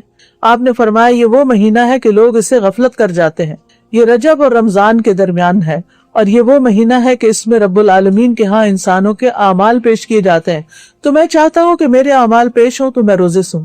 پھر رجب کے مہینے میں روزے، سعید بن جبیر سے سوال کیا گیا رجب کے روزوں کے بارے میں، تو وہ کہتے ہیں مجھے ابن عباس نے خبر دی کہ بے شک رسول اللہ صلی اللہ علیہ وسلم کبھی مسلسل روزے رکھتے ہیں کہ ہم کہنے لگتے کہ اب آپ ناغہ نہیں کریں گے، اور کبھی اتنی مدت روزے چھوڑتے کہ ہم کہتے کہ آپ روزہ نہ رکھیں گے، اور اس میں وہ رجب شعبان رمضان یعنی مسلسل روزے رکھتے۔ اصل بات یہی ہے کہ دل کی خوشی سے اگر انسان ایک روزہ بھی رکھتا ہے تو اللہ تعالیٰ اسے جہنم سے 100 سال کے فاصلے پر کر دیتا ہے۔ عامر بن عبداللہ سے ایک بار سوال کیا گیا آپ ساری رات جاگنا اور دن کی گرمی میں پیاسے رہنا کیسے برداشت کر لیتے ہیں؟ انہوں نے جواب دیا کیا یہ صرف دن کا کھانا رات تک اور رات کی نیند دن تک منتقل کرنے سے کچھ زیادہ ہے؟ کوئی بڑی بات نہیں۔ ان اللہ قال من عاد لی ولیا فقد آذنته بالحرب۔ ابو ہریرہ رضی اللہ عنہ سے روایت ہے، وہ کہتے ہیں کہ رسول اللہ صلی اللہ علیہ وسلم نے فرمایا بے شک اللہ تعالیٰ کا ارشاد ہے کہ جس نے میرے کسی ولی یعنی دوست سے دشمنی کی اس کے خلاف میری طرف سے اعلان جنگ ہے، یعنی اللہ تعالیٰ ایسے بندے سے خود نبٹ لے گا جو اللہ کے دوستوں سے دشمنی رکھتا ہے، اور میرا بندہ جن جن عبادتوں کے ذریعے سے میرا قرب حاصل کرتا ہے ان میں سے کوئی عبادت مجھے اتنی پسند نہیں جس قدر وہ عبادت پسند ہے جو میں نے اس پر فرض کی ہے۔ یعنی اللہ تعالیٰ کی سب سے زیادہ پسندیدہ عبادتیں کون سی ہیں؟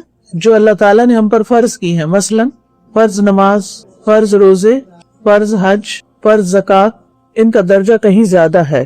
عام طور پر ہم نفل کی طرف زیادہ راغب ہوتے ہیں کہ اس کا ثواب ہوگا بہت، کوئی شک نہیں اسے ہوتا ہے، لیکن فرائض کی اپنی ویلیو، فرائض جو ہیں وہ انسان کو اللہ سبحانہ تعالیٰ کے قریب کرتے ہیں۔ حدیث دوبارہ پڑھتی ہوں، اور میرا بندہ جن جن عبادتوں کے ذریعے سے میرا قرب حاصل کرتا ہے ان میں سے کوئی عبادت مجھے اتنی پسند نہیں جس قدر وہ عبادت پسند ہے جو میں نے اس پر فرض کی ہے۔ تو ہمیں سب سے پہلے توجہ دینی چاہیے اپنے فرائض پورے کرنے کی طرف، اس کے بعد نوافل کی طرف بھی آنا چاہیے۔ کیوں؟ فرمایا کہ میرا بندہ نوافل کے ذریعے سے مجھ سے اتنا قریب ہو جاتا ہے کہ میں اس سے محبت کرنے لگ جاتا ہوں، نوافل کے ذریعے میں اس سے محبت کرنے لگ جاتا ہوں۔ تو گویا اگر ہم فرض نماز کے بعد نفل نماز ادا کرتے ہیں تو اس سے ہمیں کیا حاصل ہوگا؟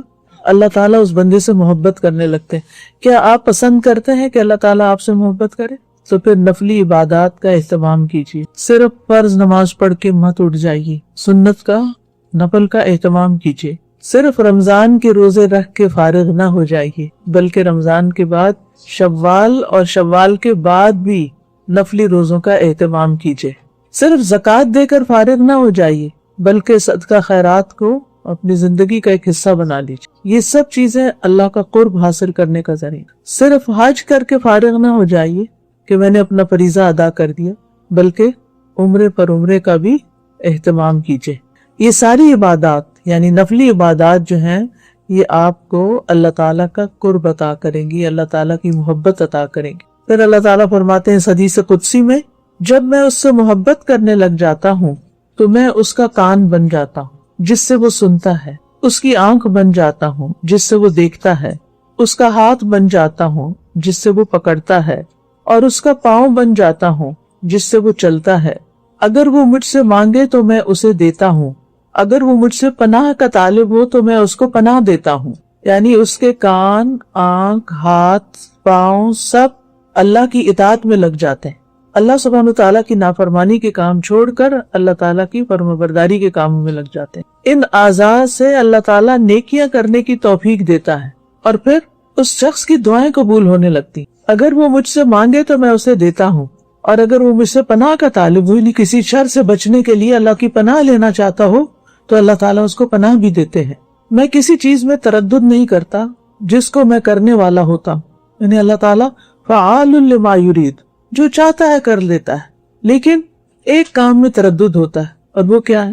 جو مجھے مومن کی جان نکالتے وقت ہوتا ہے۔ وہ موت کو بوجہ تکلیف پسند نہیں کرتا اور مجھے بھی اسے تکلیف دینا اچھا نہیں لگتا۔ تو بہرحال اگر آپ فرض عبادات کے ساتھ ساتھ نفلی عبادت کا اہتمام کرتے ہیں تو اس سے آپ اللہ تعالیٰ کے قریب ہوتے ہیں، اللہ تعالیٰ کی محبت پاتے ہیں، دعائیں قبول ہوتی ہیں، تکلیفوں اور شر سے پناہ ملتی ہے، اور انشاءاللہ موت بھی آسان ہو جائے گی۔ فضیل بن ایاز کہتے ہیں اگر آپ رات کا قیام اور دن میں روزہ نہیں رکھ سکتے تو جان لیں کہ آپ یقیناً محروم اور محدود رکھے گئے ہیں اور اپنے گناہوں کے ہاتھوں جکڑے ہوئے۔ یعنی جو روزے نہیں رکھتا نفلی روزے تو گویا اس کو توفیق ہی نہیں۔ فضیلت ہے، کیا شوال کے 6 روزے رکھنے سے پورے سال کے روزوں کا ثواب ملتا ہے؟ نبیل صاحب انڈیا سے۔ جی ہاں، حدیث میں آتا ہے من صام رمضان ثم اتبعه 6 من شوال کان ذلك من صیام الدہر او کما قال صلی اللہ علیہ وسلم، اور یا دوسری روایت میں یا صحیح الفاظ پورے یوں ہے فذلك صیام الدہر، تو دہر سے مراد سال ہے۔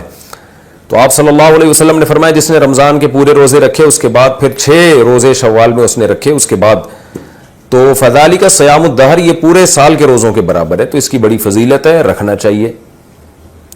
شوال کے روزے الگ الگ رکھ سکتے ہیں کیا؟ شوال کے روزے اکٹھے رکھنا ضروری ہے یا الگ الگ بھی رکھ سکتے ہیں؟ عمر فاروق کراچی سے الگ الگ بھی رکھ سکتے ہیں۔ عمر فاروق صاحب اکٹھے ضروری نہیں ہے۔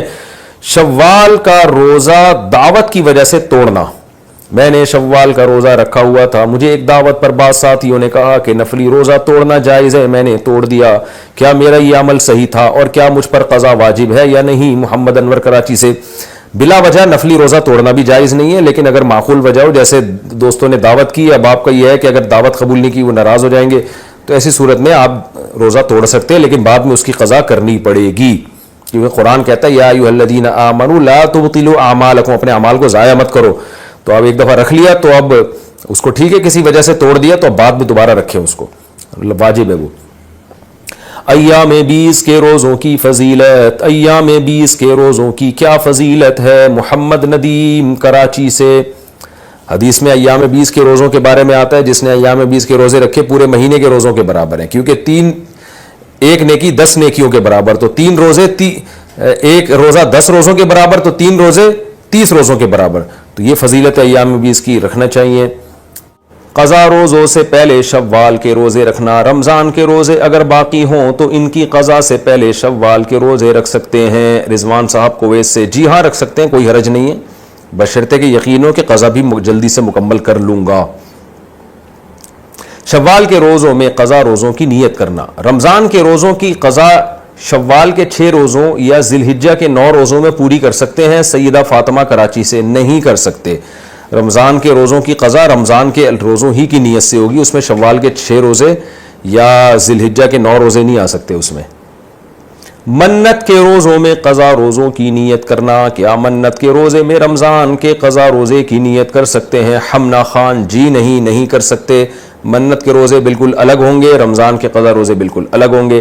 عید کے بعد صدقہ فطر ادا ہو جائے گا، عید تک کوئی مستحق تلاش کرنے کے باوجود نہ ملے تو عید کے بعد ادا کرنے سے صدقہ فطر ادا ہو جائے گا۔ تنوید خار انڈیا سے جی ادا ہو جائے گا، کوئی حرج نہیں ہے اس میں، بہتر تو یہ کہ اس سے پہلے دے۔ مرحوم کی طرف سے روزے رکھنا، کوئی شخص فوت ہو جائے اور اس کے ذمے روزے باقی ہوں تو کیا اس کے وارث کی طرف سے روزے رکھ سکتے ہیں؟ شمس الحق دبئی سے، اس بارے میں دلائل متعارض ہیں، راجح بات یہی ہے ہماری نظر میں کہ نہیں رکھ سکتے روزے۔ ہاں اس نے روزہ رکھنے کی، روزے کے فدیے کی وصیت کی ہو، میت نے اگر وصیت کی ہو تو پھر 1/3 مال میں سے اس وصیت کو پورا کیا جائے گا، اور اگر وصیت نہیں کی تو پھر فدیہ بھی نہیں دیا جائے، یہ فدیہ دینا بھی لازم نہیں ہے۔ ساری زندگی کے روزوں کا کفارہ کیا ہے؟ اگر کوئی شخص فوت ہو جائے اور اس کے ذمے ساری زندگی کی نمازیں اور روزے ہوں تو اس کے لیے کیا کیا جائے؟ کیا اس صورت کے لیے کوئی ہیلہ وغیرہ ہے؟ زینت علی کوئی ہیلہ نہیں ہے، بس توبہ استغفار کریں۔ اگر اس نے وصیت کی تھی فدیے کی تو وصیت پوری کر دی جائے، اگر وصیت بھی نہیں کی تھی بس توبہ استغفار کیا جائے اس کے لیے۔ روزے کے فدیے کی رقم کہاں خرچ کی جائے؟ مرحوم والدین کے روزے یا نماز کے فدیے کی رقم کن مصارف میں خرچ کی جا سکتی ہے؟ تعمیر مسجد یا مدرسہ میں، یا کسی غریب سگے یا دور کے رشتہ دار کو دی جا سکتی ہے؟ شوکی صاحب کراچی سے۔ جناب فدیے کی رقم کا مستحق وہی ہے جو زکوٰۃ کا مستحق ہے، اس میں مالک بنانا ضروری ہے غریب کو، تو قریبی رشتہ دار کو بھی دے سکتے ہیں، کوئی بھی غریب مسکین ہو اس کو دے سکتے ہیں، مدرسوں میں بھی دے سکتے ہیں، بشرطے کہ مدرسے کی انتظامیہ پر اطمینان ہو کہ یہ زکوٰۃ کے مستحقین میں یہ رقم خرچ کرے گی۔ تو جہاں زکوٰۃ خرچ ہو سکتی ہے وہاں روزے اور نماز کے فدیے کی رقم خرچ ہو سکتی ہے۔ اچھا بھائی، 8 سال کے سجدہ تلاوت کی قضا کا طریقہ، اگر کسی شخص نے پچھلے 8 سالوں سے اب تک لا علمی کی وجہ سے سجدہ تلاوت ادا نہ کیا ہو تو کیا حکم ہوگا؟ عرفان صاحب دبئی سے۔ ادا کر لے، اندازہ لگا لے کہ کتنے سجدے ہوں گے میرے ذمہ، بہت زیادہ 1000 ہوں گے، 2000 ہوں گے، تو روزانہ 4 5 6 7 8 10 سجدے کر لے، انشاءاللہ تھوڑے دنوں میں پورے ہو جائیں گے۔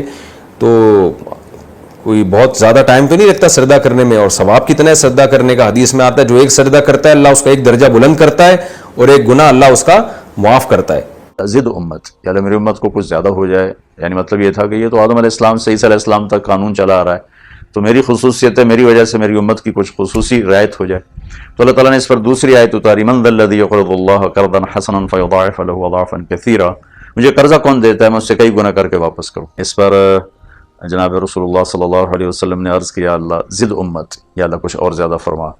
اللہ نے تیسری آیت اتاری، مثل الذین ينفقون اموالهم فی سبیل اللہ کمثل حبۃ انبتت 7 سنابل فی کل سنبلۃ 100 حبۃ واللہ یضاعف لمن یشاء واللہ واسع علیم، کہ میرے محبوب چلیں، آپ کی امت میں سے جو میرے نام پر 1 روپیہ خرچ کرے گا میں اس کے عوض میں 700 گنا اس کو دوں گا، 700 گنا اس کی نیکی لکھی جائے گی، یعنی ایک خرچ 700 کے برابر۔ تو 1 پر 700 تو بہت زیادہ ہے، لیکن میں قربان جاؤں شفقت رسول پر، محبت رسول پر، اپنی امت کے لیے۔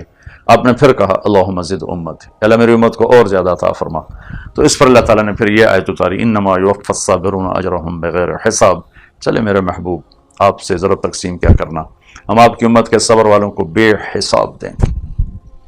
اس بے حساب رحمتوں میں سے ایک رحمت شوال کے 6 روزے ہیں، کہ جناب رسول اللہ صلی اللہ علیہ وسلم نے ارشاد فرمایا من صام رمضان ثم اتبع 6 من شوال فکأنہ صام السنة کلها، جس شخص نے رمضان کے روزے رکھے اور پھر شوال کے 6 روزے رکھے اس کے پیچھے، اور ثم کا لفظ بتاتا ہے کہ یہ 6 روزے اکٹھے نہیں ہیں، 30 دن میں 6 روزے ہیں۔ بعض دوستوں کو یہ تکلیف محسوس ہوتی ہے 6 اکٹھے رکھنے میں، اور کئیوں کے ذہن میں بھی بعض اوقات یہ ہوتا ہے کہ شاید یہ 6 اکٹھے رکھنے ہیں رمضان کی طرح، ایسا نہیں۔ ثم کا مطلب ہوتا ہے کہ اس پورے مہینے میں یا کم سے 29 کے 30 کے دوران جو 6 روزے رکھ لے گا تو پورے سال کے روزے رکھنے کا اسے اجر مل جائے گا، کہ 6 روزے اور یہ 36 ہو گئے اور سال کے دن ہیں 360 ہیں، تو 36 रोज़ों के बदले में 360 रोज़े रखने का अल्लाह ताला उसे अजर नसीब फरमाएंगे।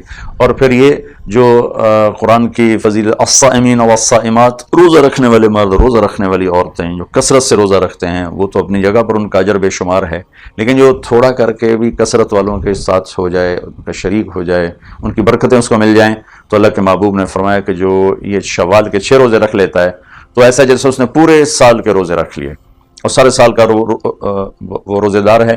और वो जो जन्नत के 8 दरवाज़ों में से एक दरवाज़ा है जिसका नाम है रय्यान, तो वो सिर्फ रोज़े वालों के लिए खोला जाएगा और जब उसमें से गुजर जाएंगे वो दरवाज़ा बंद कर दिया जाएगा। तो ये जो ख़वातीन, जो हजरात, जो जवान, जो छोटे बड़े, ये पूरे साल का अजर लेना चाहें मुख्तसर वक्त में थोड़ी मशक्क़त के साथ, तो ये 6 रोज़े अगर रख लिए जाएँ तो पूरे साल के रोज़ादार कहलाने का अल्लाह ताला अजर नसीब फरमा देता है। ये जनाब रसूलुल्लाह सल्लल्लाहु ताला अलैहि वसल्लम की तुफ़ैल हमें ये सहूलतें मिली हैं जो मेरे मालिक ने हमें अता फरमाई हैं, और उनका फिर कोई हद व हिसाब नहीं, कोई शुमार नहीं। इसलिए एक दफ़ा मूसा अलैहिस्सलाम ने इस उम्मत के जब फ़ज़ाइल सुने तो कहने लगे या अल्लाह ये उम्मत तो मुझे ही दे दे। तो अल्लाह ने कहा नहीं मूसा, ये मेरे महबूब की उम्मत है जो सबसे आखिर में आने वाले हैं। इस उम्मत की नबियों ने तमन्ना की कि जो उम्मत हमें दे दी जाए, लेकिन अल्लाह ताला ने हमारा नसीब बनाया कि हमें जनाब रसूलुल्लाह सल्लल्लाहु ताला अलैहि वसल्लम का उम्मत ही बनाया। और सारी सहूलतों के बाद और सारी आपके तुफ़ैल जो नेमतें मिली हैं, उसके बाद एक ऐसी नेमत है जिसको सोचना चाहें तो कोई किनारा कोई नहीं। आपने फरमाया कि अल्लाह ने हर नबी को एक दुआ का हक़ दिया कि मेरे महबूब, मेरे नबी ये दुआ है, मैं एक दुआ का आपको हक़ देता हूँ, जो मांगेंगे हम वो कर देंगे। तो आदम से लेकर ईसा अलैहिस्सलाम तक हर नबी को अल्लाह ने एक दुआ का इख्तियार दिया। हर नबी ने वो दुआ मांग ली, अल्लाह ने कबूल फरमा के वैसा ही कर दिया जैसा उस नबी ने चाहा या रसूल ने चाहा। जब हमारे नबी की बारी आई तो अल्लाह ने फरमाया मेरे महबूब आपको भी एक दुआ का इख्तियार है, आप भी मांगें। तो आपने कहा या अल्लाह ठीक है, मैंने इख्तियार आपका कबूल किया, लेकिन मैं ये दुआ यहाँ नहीं मांगूंगा, मैं ये दुआ क़यामत के दिन अपनी उम्मत के गुनाहगारों की बख्शिश के लिए मांगूंगा, और मैं इसको अपनी उम्मत की शफाअत के हक़ में इस दुआ को इस्तेमाल करूंगा। यह आपकी रहमतों में से बहुत बड़ी रहमत, हर रहमत बहुत बड़ी है, आपस में मुकाबला किया जाए बहुत बड़ी। फिर आपकी शफाअत का मिल जाना कितनी बड़ी रहमत है। फिर पुलसरात पे आप खड़े होंगे उम्मत को गुजारने के लिए, कितनी बड़ी नेमत है। हौज़ कौसर का आपके हाथों पानी मिल जाना कितनी बड़ी नेमत है। आपके साथ जन्नत में दाखिला होना, आपने फरमाया अहले जन्नत की 120 सफ़े, उसमें से 80 सफ़े मेरी उम्मत की हैं, 40 सफ़े बाकी उम्मतियों की हैं। और सबसे पहले मैं जन्नत में दाखिल होऊंगा। सारे नबियों पर जन्नत हराम है जब तक मेरा कदम ना पड़ जाए, और सारी उम्मतों पर जन्नत हराम है जब तक मेरी ऊपर न चली जाए। और मैं कहना सबसे पहले जन्नत में दाखिल होऊंगा, बिलाल मेरी ऊँटनी की रस्सी पकड़ के मेरे साथ होगा, मेरे लिए दरवाज़ा खुलेगा, और मेरे साथ सबसे पहले मेरी उम्मत के गरीब लोग दाखिल होंगे, बाकी लोग बाद में दाखिल होंगे। सबसे पहले मेरी उम्मत अंदर जाएगी, उसके बाद बाकी उम्मतें दाखिल होंगी। ये जनाब रसूलुल्लाह सल्लल्लाहु अलैहि वसल्लम की तुफ़ैल जो हमें नेमतें मिली हैं वो मैंने मुख्तसर जिक्र की हैं। चंद एक उनमें से ये 6 रोज़े भी हैं जो दोस्त, जो मर्द, जो हजरात, जो ख़वातीन मस्तूरात रखना चाहें उनके लिए बहुत बड़ी फजीलत है। सारे साल के रोज़ेदारों ने अल्लाह ताला उन्हें अजर नसीब फरमाएगा। ईद की खुशी हम क्यों मनाते हैं, पहले मैं ये थोड़ा सा वाज़ेह कर दूं कि रमज़ान का महीना अल्लाह ने पूरा एक हमारे लिए खुशी का महीना बनाया है, जिसमें अल्लाह की जन्नत के दरवाज़े खोल दिए जाते हैं, जहन्नुम के बंद कर दिए जाते हैं, शैतान कैद कर दिए जाते हैं, जन्नत को रोज़ाना सजाया जाता है, अल्लाह का अर्श पहले आसमान पे आ जाता है, अल्लाह की तरफ से ऐलान हो रहा होता है, कोई बख्शिश चाहने वाला, कोई हाजत मांगने वाला। फ़र्ज़ 70 फ़र्ज़ों के बराबर हो जाता है और नफल फ़र्ज़ के बराबर हो जाता है, और नफल और फ़र्ज़ का फ़र्क इतना बड़ा है कि क़यामत तक 2 रकात नफल पढ़ता रहे तो फ़र्ज़ रकात के एक सजदे के बराबर नहीं। और इसमें जो मर जाते हैं अहले ईमान, उनका हिसाब नहीं होता, उनको कब्र में मुनकर नकीर नहीं आते, अल्लाह ताला उनको माफ़ फरमा देता है। इस तरह 29 दिन रात ये सिलसिला चलता है, और आखिरी रात फिर अल्लाह ताला ऐलान फरमाते हैं कि मेरे बंदों ने रात को क़याम किया, यानी तरावी की नमाज़ पढ़ी, दिन में रोज़ा रखा, तो मैंने इस पर इन सब की बख्शिश फरमा दी। तो इस खुशी में फिर हम सब मिलकर अल्लाह की बारगाह में शुक्राने के मिलकर 2 नफल अदा करते हैं और अल्लाह का शुक्र अदा करते हैं कि या अल्लाह तेरा शुक्र है, तूने हमारे गुनाहों को माफ़ फरमाया, जहन्नम को हम पे हराम किया, जन्नत को हम पे वाजिब किया। असल तो ईद खुशी की, ईद की खुशी की ये वजह है। आप ईद के लिए गुस्ल फरमाते थे और अपने کپڑوں میں سے اچھے کپڑے منتخب فرماتے تھے، اور فجر کی نماز کے بعد آپ اشراق نہیں پڑھتے تھے اس دن. باقی آپ کی ساری زندگی کا معمول تھا کہ فجر کے بعد آپ اشراق پڑھتے تھے، لیکن اس دن آپ اشراق نہیں پڑھتے تھے. غسل فرما کے پھر کچھ کھا کے، کوئی میٹھی چیز، کھجور ہی عام طور پر ہوتی تھی، کھجور کھا کے پھر آپ عیدگاہ کی طرف تشریف لے جاتے تھے اور پہلے نماز پڑھاتے تھے، پھر خطبہ ہوتا تھا. اور اس کے بعد جس راستے سے آپ جاتے تھے اس راستے کو چھوڑ کر پھر اور راستے سے گھر واپس آتے تھے. پھر وفود سے ملاقات کرتے تھے، سرداروں سے، صحابہ سے ملاقات کرتے تھے. اس میں کچھ کھانوں کا اہتمام بھی ہوتا تھا. اس طرح ایک عام روٹین کی عید ہوتی تھی آپ کی، ملاقاتیں کرنا، کھانوں میں جانا اور اچھے کپڑے پہننا، سب کو خوشی سے ملنا. یہ عید الفطر پر آپ کا یہ معمول تھا. باقی جو اداسیاں ہیں، ڈپریشنیں ہیں، اس کی وجہ آپس کی محبتوں کا کم ہو جانا ہے، اور دنیا کی ایسی دوڑ جس نے اپنے آپ کو بھی بھلا دیا ہے، اور آپس کی نفرتیں ہیں اور آپس کے بغض، حسد ہیں. ان منفی جذبوں نے ہماری خوشیوں کو دھندلا دیا ہے. ورنہ رمضان کا ہر لمحہ خوشی کے لیے ہے، اور عید اس کی بھیک ہے. اور پوری زندگی اللہ راضی ہو رہا ہو تو خوشی ہی خوشی ہے. ہمیں اپنے ملک سے، اپنی نسل سے آپس کی نفرتیں، حسد، بغض یہ مٹانے ہوں گے، تب جا کر ہمیں حقیقی خوشیاں حاصل ہوں گی. میں اس عید کے خوشی کے موقع پر اپنی قوم سے ہاتھ جوڑ کے اپیل کروں گا کہ جھوٹ بولنا چھوڑ دیں، دھوکہ دینا چھوڑ دیں اور ظلم کرنا چھوڑ دیں. مذہبی نفرت نے ہمیں تباہ کر دیا، سیاسی نفرت نے ہمیں تباہ کر دیا، صوبائی قومی نفرت نے ہمیں تباہ کر دیا، آپس کی رنجشوں کی نفرت نے ہمیں تباہ کر دیا. میں ساری قوم کے سامنے جھولی پھیلا کر چاروں صوبوں کے رہنے والوں سے اور ہر مکتب فکر سے متعلق اہل ایمان سے یہ درخواست کرتا ہوں کہ آئیں ہم سچائی کو اپنا ساتھی بنائیں اور دیانتداری سے اپنے آپ کو آراستہ کریں اور انصاف کا ساتھ دیں، نہ ظالم بنیں نہ ظالم کا ساتھ دیں. اسلام دو چیزوں کا مجموعہ ہے، ایک اللہ کا حق ہے جو عبادات کی شکل میں ہے، اور ایک اللہ کے بندوں کا حق ہے جو اخلاقیات اور معاملات اور معاشرت کی شکل میں ہے. یہ دونوں کمپلسری پیپر ہیں، دونوں لازمی پیپر ہیں، ان دونوں میں پاس ہونا ضروری ہے. میری نماز اچھی ہے لیکن میری دکان پہ جھوٹ ہے تو نماز اس جھوٹ کی کمی کو پورا نہیں کر سکے گی. میری دکان پہ سچ ہے لیکن میں نماز نہیں پڑھتا تو میرا یہ سچ بولنا میرے نماز کی کمی کو پورا نہیں کر سکتا. اللہ کے نبی نے دنیا سے جاتے ہوئے دو لفظوں میں سارا دین بتا دیا تھا. جب آپ کے جانے کا وقت قریب تھا تو آپ دو لفظ دہرا رہے تھے، الصلاۃ وما ملکت ایمانکم. میری امت میرے بعد ایک نماز نہ چھوڑنا، اور ایک امت کے غریب مسکین لوگوں سے، نوکر غلاموں سے اچھا سلوک کرنا. یہ دو الگ الگ ڈیمانڈ ہیں. جیسے پانی پینے سے روٹی کی کمی پوری نہیں ہو سکتی اور روٹی کھانے سے پانی کی کمی پوری نہیں ہو سکتی.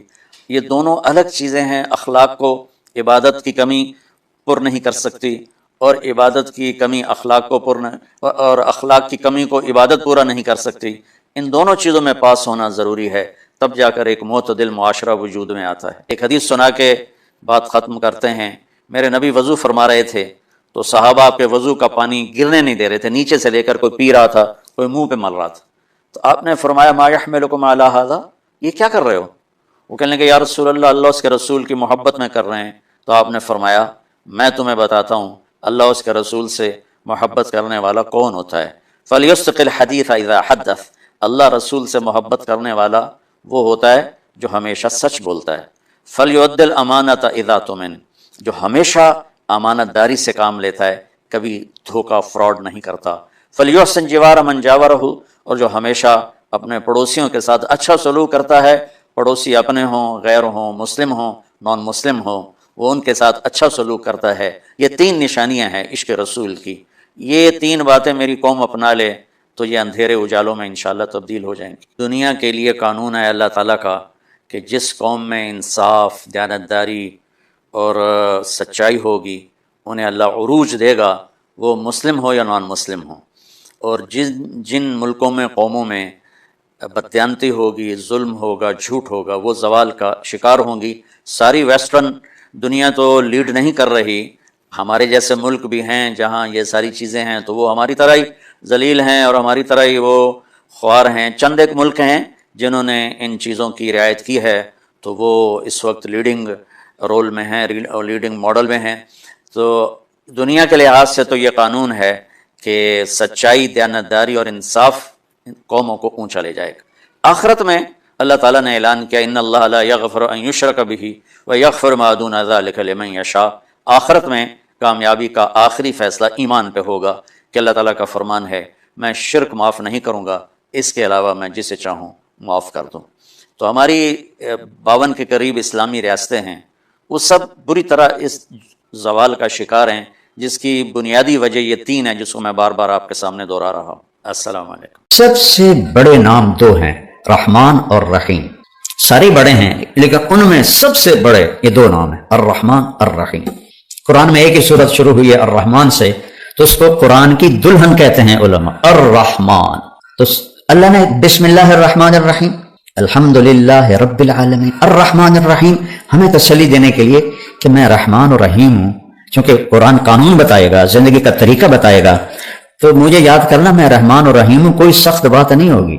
لا یکلف اللہ نفسا الا وسعها، کوئی ایسی بات نہیں کہوں گا جو تم نہ کر سکو. ہاں نفس بگڑ جائے تو وہ تو اور بات، وہ اللہ کا انکار کر دیتے. یعنی قربان جائیں سورہ بقرہ کا جو آخر ہے اور سورۃ فاتحہ، ہمارے نبی نے فرمایا یہ اللہ نے مجھے عرش کے خزانوں سے یہ کلام دے. اس کو جبریل لے کر نہیں آیا، جبریل آئے ساتھ ایک فرشتہ آیا اسپیشل یہ 2 کلام لے کر، للہ ما فی السماوات سے لے کر فانصرنا علی القوم الکافرین اور سورۃ فاتحہ. سورۃ فاتحہ سارے قرآن کا خلاصہ ہے، ساری آسمانی کتابوں کا خلاصہ قرآن ہے، اور قرآن کا خلاصہ سورۃ فاتحہ ہے، اور سورۃ فاتحہ کا خلاصہ ہے ایاک نعبد و ایاک نستعین، صرف تیری بندگی اور تجھی سے مانگنا. میں تو جہالت کا دور ہے، قبروں گرے پڑے ہیں، پیروں کے پاؤں میں پڑے ہیں، سائیں تسی سب کچھ کر سکتے ہو، کوئی اللہ کے سوا بھی کچھ کر سکتا ہے؟ کوئی جسے جس وقت پکارو اسی وقت جواب دے، وہ تو صرف اللہ ہے اور تو کوئی نہیں. جو پیدا بھی ہوا، جو مر بھی گیا، وہ کیسے حاجت روا ہو سکتا ہے؟ وہ صرف اللہ ہے. ان کا الرحمن ہوں الرحیم ہوں، تم پر کوئی مشکل نہیں ڈالوں گا. اور آگے سنیے، وہ پچھلا مضمون چھوڑ دیتا ہوں پھر بات لمبی ہو جائے گی. اللہ نے ہمیں دعا کیا سکھائی؟ دعا کیا سکھائی؟ ربنا لا تؤاخذنا ان نسینا او اخطانا، یا اللہ کبھی جان بوجھ کے غلطی ہوگی، کبھی بھول چوک سے ہوگی، میری پکڑ نہ کریں. اللہ کہہ رہا ہے کہ اے منگو میرے کو. آپ کے پاس کوئی ڈاکٹر آیا کہ جی کبھی گڑبڑ جان بوجھ کے ہوگی، کبھی غلطی سے ہوگی، کہ مجھے نکالنا نہیں، کیا خیال ہے؟ خود آپ پہ چلان ہو جائے گا میاں ادریس کا. تو وہ شہنشاہ کہہ رہا ہے میں قربان جاؤں، کہہ رہا مجھ سے مانگو. پیچھے جو مضمون ہے نا اس میں ہے اطاعت کا حکم ہے، سمعنا و اطعنا، یا اللہ مان لیا، سر جھکا لیا. تو اب اس میں کوئی مشکل نہ ہو تو اللہ کہہ رہا ہے منگو. لا تؤاخذنا ان نسینا او اخطانا، مواخذہ ہوتا ہے کہ پوچھ گچھ بھی نہ کرے، پوچھ گچھ کر کے چھوڑ دے اس کو، وہ مواخذہ میں آ جاتا ہے، وہ پکڑ میں آ جاتا ہے. لا تؤاخذنا، یا اللہ نہ پوچھی تو نہ بلاوی. ان نسینا کبھی بھول کے ہوگا، اور اخطانا کبھی خطا ہوگی، جان بوجھ کے ہوگی. بتاؤ یہ شرط کے ساتھ کوئی کہیں نوکری کر سکتا؟ اگلی سنو، ربنا لا تحملنا ربنا لا تحمل علینا اسرا کما حملتہ علی الذین من قبلنا. سبحان اللہ، یا جو پہلوں کو تو نے اوکھے اوکھے حکم دیے تھے ہمیں نہ سنائیں، ہمیں سوکھے سوکھے سنائیں. ایک مراسی بیمار ہو گیا، بخار ہو گیا، نام تھا اس کا ایوب، ہفتہ بخار نہیں لگا، وہ آخر لگا یا اللہ بھلی تو نہیں پائے گئے، میں ایوب نبی نہیں، ایوب میراسی ہاں، میرا بخار تھا لے جائے. تو اللہ نے ہمیں میں قربان جاؤں، کہہ رہا ہے یہ مانگو کہ آپ سے آ کر کوئی ڈاکٹر جی جو کام مشکل ہونا وہ نا مجھے بتانا، سوکھے سوکھے کام بتانا. سوچا کہ اور آ جانا پہ بارودے چڑھ جا.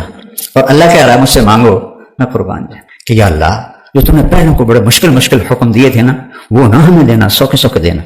بات تو مکمل ہوگی نہیں، اور مانگو کیا؟ ربنا لا تحملنا ما لا طاقت لنا به، یا اللہ چاہے کم سوکھا ہی ہوئے اور میں نہ کر سکا وہ بھی نہ آکھیں. اب بتاؤ اس سے زیادہ کیا اپنے رب کی رحمت بتاؤ. اس لیے آپ نے کہا یہ عرش کے خزانوں میں سے کلام. اور اس کے بعد اتنی چھوٹ لے کر پھر تو اس کو ڈیلی ویجز پہ بھی کوئی نہیں رکھ سکتا. چلو آپ ڈیلی ویجز پہ رکھ لیں، لیکن آگے جب تنخواہ کا معاملہ ہے تو اللہ کہتا مانگو، صلہ مانگو، تنخواہ مانگو. واعف عنا واغفر لنا وارحمنا انت مولانا فانصرنا علی القوم الکافرین. جو فرسٹ آیا ہو کسی بھی امتحان میں اس کو جیسے فل پروٹوکول دیا جاتا ہے، دعا میں اللہ نے فل پروٹوکول دیا ہے کہ میں نے خود ہی تمہیں یہ چھوٹیں دی ہیں، اب تم کہیں ڈر نہ جانا کہ پتہ نہیں کچھ ملے گا بھی صحیح کہ نہیں. مانگو واعف عنا. پہلا کام یہ ہے کہ ہمارے گناہوں کا نشان مٹا دے. نشان مٹانے کو عفو کہتے ہیں. نشان مٹانا، اس کو عفو کہتے ہیں، معافی نہیں کہتے، نشان مٹانا کا پہلا کام یہ کر کہ یہاں جو کچھ لکھا گیا نا پٹھے پاسے انہوں مٹا دے، واغفر لنا، دوسرا یہ کر کہ ہمیں معاف کر دے، تیسرا یہ کر ورحمنا، سنو جنت بھی دے، اور شاید تمہارے دلوں میں یہ بات آ گئی ہو ڈھیر مانگ لیا ہے، اس کو کم الٹا نہ ہو جاوے، تو تسلی کے لیے ایک جملہ انت مولانا، تو ہی تو ہمارا مولا ہے، تجھ سے نہ مانگے تو اور کس سے مانگے، چلو ایک اور بھی مانگ لو، پوری صرف جنت کا تمہارا گزارا نہیں ہوگا، دنیا میں بھی عزت چاہیے، فانصرنا علی القوم الکافرین، ہمیں دنیا میں کفار پہ عزت عطا فرما، سبحان۔ تو اللہ سے جڑنے کے بغیر روح مکمل نہیں، اور کھانے کے احتیاط کے بغیر جسم مکمل نہیں، میڈیسن سے نہیں یہ مکمل ہوتا، تو روح کو اللہ سے جوڑنا ہے، اس کے لیے کتاب اللہ ہے اور رسول اللہ ہے، قل ان کنتم تحبون اللہ فاتبعونی، اگر دعویٰ کرتے ہو کہ ہمیں اللہ سے بڑا عشق ہے تو میری غلامی میں آؤ، اللہ کریم سے کہو کہ میری غلامی میں آؤ، میرے بن کے دکھاؤ، یحببکم اللہ، پھر میں تم سے پیار کروں گا۔ تو واحد ہمارے نبی ہیں جن کی پوری زندگی پیدائش سے وفات تک محفوظ ہے۔ یعنی ایک معمولی سی بات، جب آپ کسی کو بلاتے تھے جیسے مرضی بلائیں، لیکن حدیث میں آتا ہے جب آپ کسی کو بلاتے تھے تو ایسے کر کے بلاتے، ایسے نہیں کرتے تھے، کتنی چھوٹی بات ہے، ایسے نہیں کرتے تھے، ایسے کرتے، انگلی اٹھانا ایک عیب سمجھا جاتا ہے، آپ ایسے کر کے بلاتے تھے۔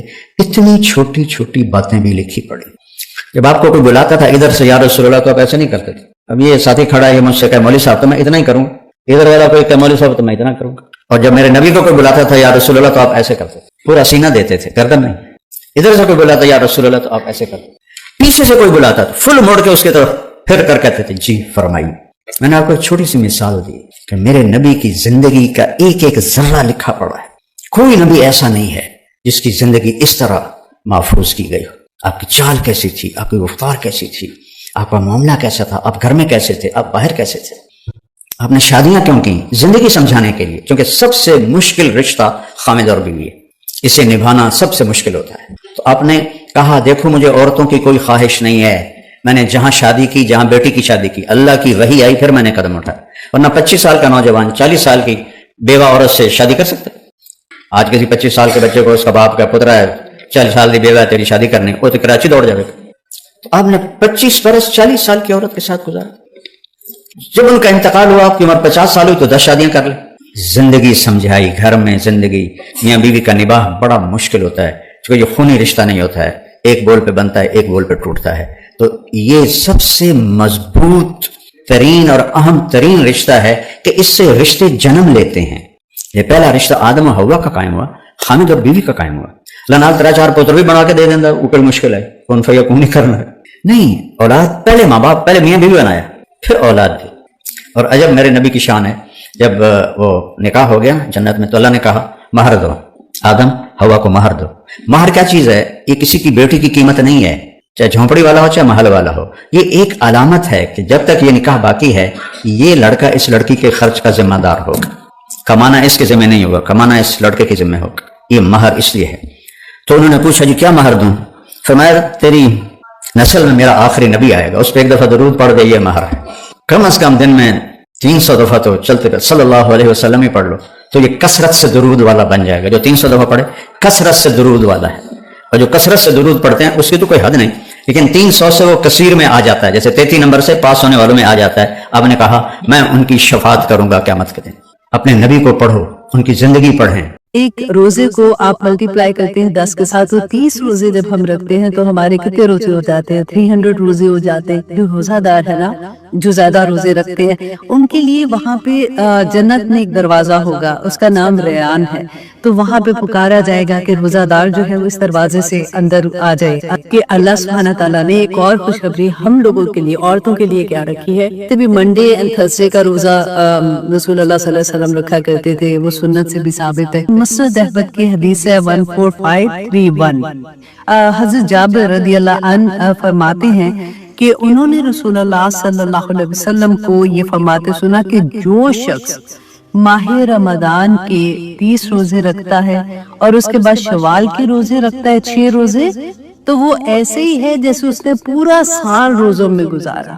اور آپ یہ سوچیں اگر ہم میں سے ہر کوئی ہر سال ایسے کرتا ہے تو پوری زندگی روزوں میں گزر جائے، الحمدللہ۔ اور وہ کیسے ہے؟ دیکھیں جیسے ہم نے یہ پڑھا ہے نا کہ اگر ہم ایک نیکی کرتے ہیں तो हमें 10 नेकियों का अजर मिलता है। तो अगर 10 एक रोजे को आप मल्टीप्लाई करते हैं 10 के साथ, तो 30 रोजे जब हम रखते हैं तो हमारे कितने रोजे हो जाते हैं? 300 रोजे हो जाते हैं। और फिर अगर ये 6 रोजे रखते हैं तो फिर हमारे कितने हो जाते हैं? 60 रोजे हो जाते हैं। तो 360 पूरे महीने, पूरे साल के 360 डेज होते हैं ना, तो हम पूरा साल रोजों में ही रहते हैं अल्हम्दुलिल्लाह। और फिर देखिए कि रसूलुल्लाह सल्लल्लाहु अलैहि वसल्लम ने फरमाया था कि जो रोजादार है ना, जो ज्यादा रोजे रखते हैं, उनके लिए वहां पे जन्नत में एक दरवाजा होगा, उसका नाम रयान है। तो वहां पे पुकारा जाएगा कि रोजादार जो है वो इस दरवाजे से अंदर आ जाए अल्हम्दुलिल्लाह। इसी तरह से जो जिसकी जो प्रायोरिटी होगी ना, जो ज्यादा से कहते हैं, जैसे जो नमाजें ज्यादा अच्छे से पढ़ते हैं, जो रोजा रखते हैं, जिहाद जो कहते हैं, इसी तरह से बाबुल सलाह, बाबुल ये जो है सयाम, और इस तरह से वहां पे दरवाजे होंगे। लेकिन मैं आपको एक और खुशखबरी भी देती हूँ कि अल्लाह सुब्हानहू तआला ने एक और खुशखबरी हम लोगों के लिए, औरतों के लिए क्या रखी है कि जैसे मैंने बताया ना कि जन्नत के 8 दरवाजे हैं, तो अब रोजे वालों को रोजे वाले दरवाजे से पुकारा जाएगा, नमाज वालों को नमाज वाले दरवाजे से पुकारा जाएगा। लेकिन वो औरत जो अपने खावन की फरमाबरदार है, और आई एम श्योर हस्बैंड के लिए भी वैसे होगा, मैं तो औरतों की बात कर रही होती ना, लेकिन हदीस में यही लिखा हुआ है कि हस्बैंड की फरमाबरदार है, अपनी इज्जत की हिफाजत करने वाली है, और नंबर 3 ये कि 5 वक्त की नमाजी है। ऐसी औरत को जिसमें ये तीनों खूबियां हैं, जन्नत के 8 दरवाजे से उसको पुकारा जाएगा कि जिस दरवाजे से चाहे अंदर दाखिल हो जाए। सुभान अल्लाह। मैंने सोचा कि नमाज का तो चलो हम पढ़ते हैं ना, वो तो हो जाएगा, इज्जत की हिफाजत भी करते हैं अल्हम्दुलिल्लाह। ये जो हस्बैंड वाला चक्कर है ना, एवरी डे इनसे पक्की करा के सोया करे कि आप बताएं कि मैं बता रहा हूँ कि नहीं, जन्नत में जाने का जरिया आसानी के साथ मिल जाएगा। अल्लाह सुब्हानहू तआला जी हमारा कबूल करे। वैसे तो खामंदों ने मुझे लगता है कर ही देना है ना हमें, तो उन्होंने शहादत दे ही देनी है। ये तो हदीस थी, मैंने सोचा कि आप में से जिसको नहीं पता तो वो इस पूरे महीने देखिए, वैसे भी मंडे एंड थर्सडे का रोजा रसूलुल्लाह सल्लल्लाहु अलैहि वसल्लम रखा करते थे, वो सुन्नत से भी साबित है। फिर यामी 20 का रोजा, 3 रोजे वो आते हैं, तो 6 तो वैसे ही 6 से ज्यादा ही हो जाते हैं, लेकिन ये खास तौर पे अगर हम 6 रोजे रखते हैं तो इसका बहुत ज्यादा अजर है। अल्लाह सुब्हानहू तआला तौफीक दे, क्योंकि रमजान में रोजे रखना बहुत आसान हो जाता है, क्योंकि शायद सारों ने रखा होता है। अल्लाह सुब्हानहू तआला की तरफ से बड़ी रहमतें और बरकतें होती हैं, आसानी हो जाती है। लेकिन बहुत से लोग ऐसे हैं जो रमजान के बाद रोजे रखते हैं, उनके लिए बाकायदा मुश्किल होते हैं। हर कोई एक जैसा तो नहीं होता, तो लेकिन कोशिश करने में कोई हर्ज नहीं, क्योंकि सुन्नत मतलब नफली रोजे जो होते हैं ना, उसमें बड़ी वुसअत होती है कि अगर आपने फॉर एग्जांपल नियत कर लो कि मैंने रोजा रखा है, या अल्लाह मैं कोशिश करूंगी मैं उसको पूरा कर सकूं। अगर कोई ऐसी चीज हो जाती है, मेरा ब्लड प्रेशर ड्रॉप हो जाता है या ऊपर चढ़ जाता है, हमारा तो ऐसे ही होता है ना कि कभी कोई चीज कभी कोई चीज, तो फिर अगर आप रोजा खोल देंगे तो इंशाल्लाह आपको गुनाह नहीं होगा। यहाँ तक कहते हैं ना कि अगर आपने रोजा नफली रोजा, नॉट फर्ज का रखा हुआ है, आप किसी के घर जाते हैं, कोई आपको खाना पेश करता है, तो नफली इबादत ना किसी को बताते नहीं है, नफली इबादत छुप के रखते हैं अपने लिए। तो इसलिए कहते हैं कि अगर कहीं आप जाते हो तो इतना शोर डालने की जरूरत नहीं कि मैंने तो रोजा रखा हुआ है, मैं तो रोजादार हूँ, मैं तो ये है वो है। आप खा लो। अपने किसी फैमिली में हो, आपने कोई ऐसी बात कही है जो बतंगड़ बन गया जैसे कहते हैं, तो कहते हैं मेरा ये मतलब नहीं था, तौबा मुझे तो नसीहत होगी, अब इस बड़ी इबरत हासिल होगी, इसके बाद मैंने ये नहीं करना। ये अच्छे और बुरे दोनों तरह से आ जाता है। तो इसी तरह से अल्लाह सुब्हानहू तआला सबक सीखना, जैसे कहते हैं ना कि ये जो मामला मेरे साथ हुआ है, मैंने बड़ा अच्छा सबक सीख लिया, इसके बाद मैं ऐसे नहीं करूंगा। यही बात अल्लाह सुब्हानहू तआला फरमाते हैं कि ये जानवर जो होती है ना, मवेशी जानवर, ये कौन सी है जिसके अंदर गाय, बकरी, भेड़ और ऊंट, स्पेशली जिस ग्रुप में ऊंट होता है ना, उसको अनाम कहते हैं। तो ये वो जानवर हैं जो दूध देते हैं, जिनका गोश्त इस्तेमाल होता है, जो इंसान के लिए उसका बोझ भी उठाते हैं। तो अल्लाह सुब्हानहू तआला फरमाते हैं, इंसान तेरे लिए मैंने क्या चीज पैदा कर दी है, देख तू कि दूध देखी। अब थोड़ा सा इमेजिन करें कि जिस वक्त ये आयत नाजिल हो रही थी तो मक्का में صحرا کا ہوتا تھا نا کہ لوگ سفر کے لیے جاتے تھے، اونٹ لے کے جاتے تھے اپنے ساتھ، تو راستے میں ایک تو ان کا سامان ہوتا تھا تو سامان اس کے اوپر لادا ہوتا تھا، دوسرا یہ ہوتا تھا ان کا گوشت بھی کھا سکتے ہیں اگر کھانے کا دیکھیں، تیسرا یہ اللہ سبحانہ تعالیٰ فرماتے ہیں کہ اس کا دودھ جیسے ہوتا ہے کہ تم دیکھو کہ اللہ نے تمہارے لیے کیا کیا چیزیں، دودھ مکمل غذا ہے، رائٹ. اور اللہ سبحانہ تعالیٰ آگے فرماتے ہیں نسقیکم، ہم پلاتے ہیں، ہم اللہ سبحانہ تعالیٰ اپنی طرف کہتے ہیں ہم پلاتے ہیں تمہیں مما فی بطونہ، جو ان کے پیٹوں میں ہے. دیکھیں یہ اللہ سبحانہ تعالیٰ نے نا، ہم دنیا میں فیکٹریاں لگاتے ہیں نا پروڈیوس کرنے کے لیے چیزیں، یہ اللہ سبحانہ تعالیٰ نے چلتی پھرتی فیکٹریاں ہم لوگوں کے لیے لگا دی. یہ جانور تو اور بھی دودھ دیتے ہیں نا، لیکن وہ اپنے بچوں کو جیسے پلاتے ہیں یا کچھ ہے، تو یہ کون سے جانور ہیں جو آپ نہ صرف اپنے بچوں کو پلاتے ہیں بلکہ دوسروں کے لیے دودھ پروڈیوس کرتے ہیں، اور انسانیت کی کیسے خدمت ہوتی ہے. اور اللہ سبحانہ تعالیٰ فرماتے ہیں کہ ہم پلاتے ہیں تمہیں جو ان کے پیٹوں میں ہے، من بین فرث و دم، تو کس میں جو ان کے فرض کہتے ہیں گوبر اور خون کے درمیان. دیکھیں جب ہم کھانا کھاتے ہیں یا جانور کھانا کھاتے ہیں تو کیا ہوتا ہے، وہ خون جیسے بن جاتا ہے، جا کے وہ طاقت ملتی ہے اس کے جسم میں جا کے، اور یا پھر وہ جو خالی ہوتا ہے، مطلب جو فارغ جو زیادہ استعمال نہیں ہوتی چیز جس سے طاقت نہیں ملتی، وہ باہر آ جاتا ہے. تو اللہ سبحانہ تعالیٰ کہتے ہیں کہ دیکھو ان دونوں چیزوں کے درمیان میں سے تمہیں ایک تیسری چیز جو ملتی ہے جو کہ پاک صاف اور اتنی خوشبودار اور تمہاری صحت کے لیے اتنی اچھی. اب دودھ کی آپ شکل دیکھیں، اب یہاں پہ جو دو چیزیں اللہ سبحانہ تعالیٰ نے فرمائی، کبھی ایسا تو نہیں ہوا کہ دودھ لال رنگ کا ہو گیا کہ اس کے اندر خون شامل ہو گیا یا اس میں سے کوئی بو آ رہی ہے. اب دیکھیں یہ وہ جانور ہیں اللہ سبحانہ تعالیٰ نے ان کو جو وحی کی، تو وہ اسی طرح سے جب دودھ دھویا جاتا ہے کس طرح سے آرام سے وہ بیٹھے ہوتے ہیں، آرام سے وہ کرنے دیتے ہیں وہ کام جو کرنے والا ہوتا ہے. تو اس دودھ سے کتنے لوگوں کو فائدہ ہوتا ہے، اور کھاتے کیا ہے. اب یہ دیکھیں کہ اچھی چیز تو ہم کھا لیتے ہیں نا، اور جو گھاس پھوس وہ ایسی والی چیز بچتی ہے وہ یہ جانور کھاتے ہیں، اور وہ کھانے کے بعد دیتے کیا ہے، the best of the best غذا ہمیں دے رہے ہیں. تو اللہ سبحانہ تعالیٰ فرماتے ہیں لبنن، دودھ جو ہے، خالصاً جو کہ خالص ہے، سائغن للشاربین، اور پینے والوں کے لیے خوشگوار ہے. اب اس میں ایک اور چیز بھی آپ غور کریں کہ اللہ سبحانہ تعالیٰ نے دو چیزوں کا ذکر کیا نا، کہ ان کو جو فارتن کہتے ہیں نا گوبر اور خون، اس کے درمیان میں سے اللہ سبحانہ تعالیٰ کی خیر نکال دیتے ہیں. کبھی زندگی میں مشکلیں ہوں، پریشانیاں ہوں، تکلیفیں ہوں، کچھ بھی ہو، تو ایک امید جیسے ہوتی ہے نا کہ اللہ سبحانہ تعالیٰ تو نے تو کن کہنا ہے، اور وہ کن سے سارا معاملہ کچھ بھی ہو جائے، کتنے گن میں چلے جائیں، کتنی پریشانیوں میں چلے جائیں، گھبرانا نہیں ہے. دا مومنٹ اللہ سبحانہ تعالیٰ ہمیں یہ توفیق عطا کرے کہ ہم اس سے نکل سکے، تو اللہ سبحانہ تعالیٰ ہر جگہ سے بندے کو نکال لیتے. دیکھیے آپ میں سے بہت سے لوگوں کے میسیجز میرے پاس آتے ہیں، بہت سے لوگ پریشان ہوتے ہیں، بچوں کی خاطر پریشان ہو جاتے ہیں. بچے، دنیا ایسی ہے نا کہ وہ اس میں جیسے چلے جاتے ہیں، کبھی اللہ نہ کرے بچے ڈرگز میں چلے گئے، غلط طرح کے ریلیشن شپ میں چلے گئے، آپ پریشان ہو جاتے ہیں. تو بس یہ دعا کریں کہ اللہ سبحانہ تعالیٰ تو ہی کر سکتا ہے نا. دیکھیے اس آیت میں جب میں یہ پڑھی تھی نا اور میرے ذہن میں وہ میسج آ رہے تھے، تو میں کہتی ہوں اللہ سبحانہ تعالیٰ تو ہر چیز میں سے نکال دیتا ہے.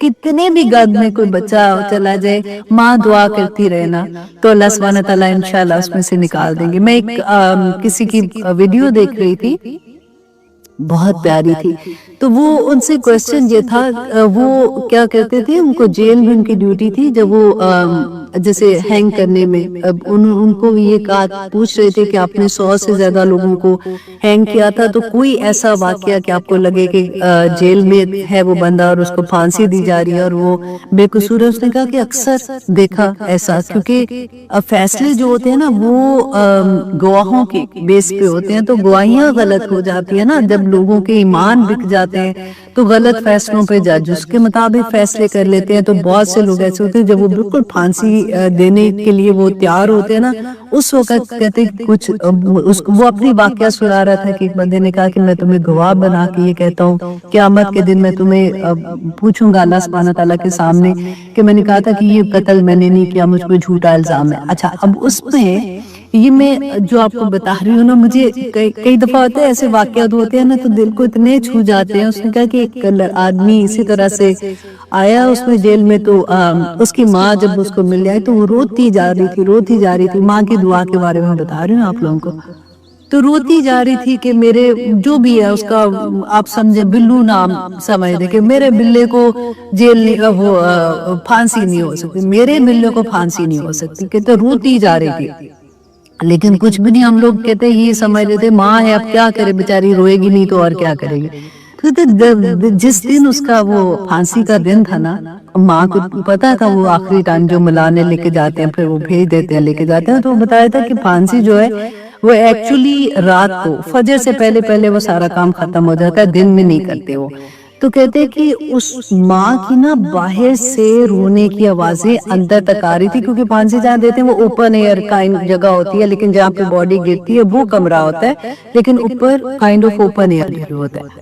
کہتے ہیں وہ باعث سے ماں کی جیسے رونے کی اور دعائیں اور اس طرح سے آواز آ رہی تھی. تو کہتے ہیں ہمارے ذہن میں یہ کی کوشچن تھا، کیونکہ ہمارا روز کا ہی کام تھا کہ ماں ہے بیچاری کیا کرے. تو کہتے اس زمانے میں فون نہیں ہوتا تھا، تو فون کی لمبی سی تار کھینچ کے نا ہم اندر لے کے آتے تھے کہ کبھی ایسا ہو جاتا تھا کہ صدر کی طرف سے کوئی میسج آ گیا اچانک یا کچھ بھی، تو ہمیں ضروری تھا وہاں پہ فون رکھنا. تو کہتے اس کو وہاں تک لے جا کے اس کے گلے میں بھی وہ پہنا دیا پھانسی کا پھندا، اور باقی ابھی تیاریاں کر رہے تھے. تو کہتے ایک دم بیل بجی تو فون اٹھایا تو صدر مملکت جو بھی اس زمانے کے صدر ہوں گے ان کی طرح سے وہ میسج تھا کہ اس کی پھانسی کی سزا کو آگے کر دیا گیا ہے، تو ابھی اس کو پھانسی آج نہیں دینی ہے. تو کہتے ہیں کہ وہ میں نے دیکھا تھا کہ ایک ماں کی دعا جو ہے وہ کس طرح سے پھانسی کے تختے سے اٹھا کے بندے کو باہر لے، اور بعد میں اس کا کیس اور آگے چلا تو اس کو معاف کر دیا گیا تھا. تو اس طرح سے میں کہتی ہوں جو دعا ہوتی ہے نا، کیسی ماں کی دعا جو ہوتی ہے عرش کو ہلا دیتی ہے جیسے. تو اللہ سبحانہ تعالیٰ ہماری عمل ایسے کر دے کہ ہماری زبان سے پھر جب بات نکلی تو وہ ایسی تڑپ سے نکلے، کیونکہ آنیسٹلی جب پڑھتے ہیں نا ڈر لگتا ہے کہ ہمارے گناہ جو ہوتے ہیں نا وہ ہمارے راستوں میں رکاوٹ بنتے ہیں. میں ہمیشہ کہتی ہوں کہ گناہ کرتے وقت نا بس یہ سوچ لو، میں اپنے بچوں کو بھی یہ یاد کراتی ہوں کہ بیٹا یہ دیکھ لینا کہ گناہ کا جو اثر ہے نا وہ اس دنیا میں ہوگا، آخرت میں تو ہونا ہونا اس دنیا میں بھی ہوگا. اتنے گناہ کرنا کہ برداشت کر سکو. تو بس اللہ سبحانہ تعالیٰ ہمیں توفیق دے. آمین ثم آمین. دیکھیں بہت کہاں سے کہاں ہو گئی ہے کہ اللہ سبحانہ تعالیٰ نے فرمایا کہ کس طرح سے تمہیں جو مویشی جانور ہیں ان کا دودھ جو ہے وہ اللہ سبحانہ تعالیٰ کی آیات میں سے ایک آیا ہے، اور وہ کس طرح سے اللہ سبحانہ تعالیٰ کہتے ہیں کہ اے انسان وہ تیری خدمت کر رہے ہیں، اور کیسے کریں، جس طرح سے اللہ نے ان کو حکم دیا، جس مقصد کے لیے ان کو بنایا ہے وہ اپنا مقصد اسی طرح سے پورا کرے. ہمارا مقصد کیا ہے؟ ہر آیت کے بعد یاد کر لیجئے گا کہ اللہ سبحانہ تعالیٰ نے فرمایا وَمَا خَلَقْتُ الْجِنَّ وَالْإِنسَ إِلَّا لِيَعْبُدُونِ. اس آیت کے بعد بھی ہر آیت کے بعد یہ لکھ لینا تاکہ ہمیں اچھے سے پتہ چل جائے کہ اچھا میں تو جانور سے بھی بدتر ہو گئی ہوں. وہ دیکھو کیسے جو اللہ نے اس کو حکم دیا اسی طرح سے اپنی زندگیاں گزار کے چلے جاتے. آگے دیکھیے اللہ سبحانہ تعالیٰ فرماتے ہیں وَمِن ثَمَرَاتِ، اور پھلوں میں، النخیلی کھجور کے، والعنابی اور انگور کے. اور اب پھلوں کی بات اللہ سبحانہ تعالیٰ فرما رہے ہیں کہ انگور این کھجور بھی آپ دیکھیں مکمل غذا ہے.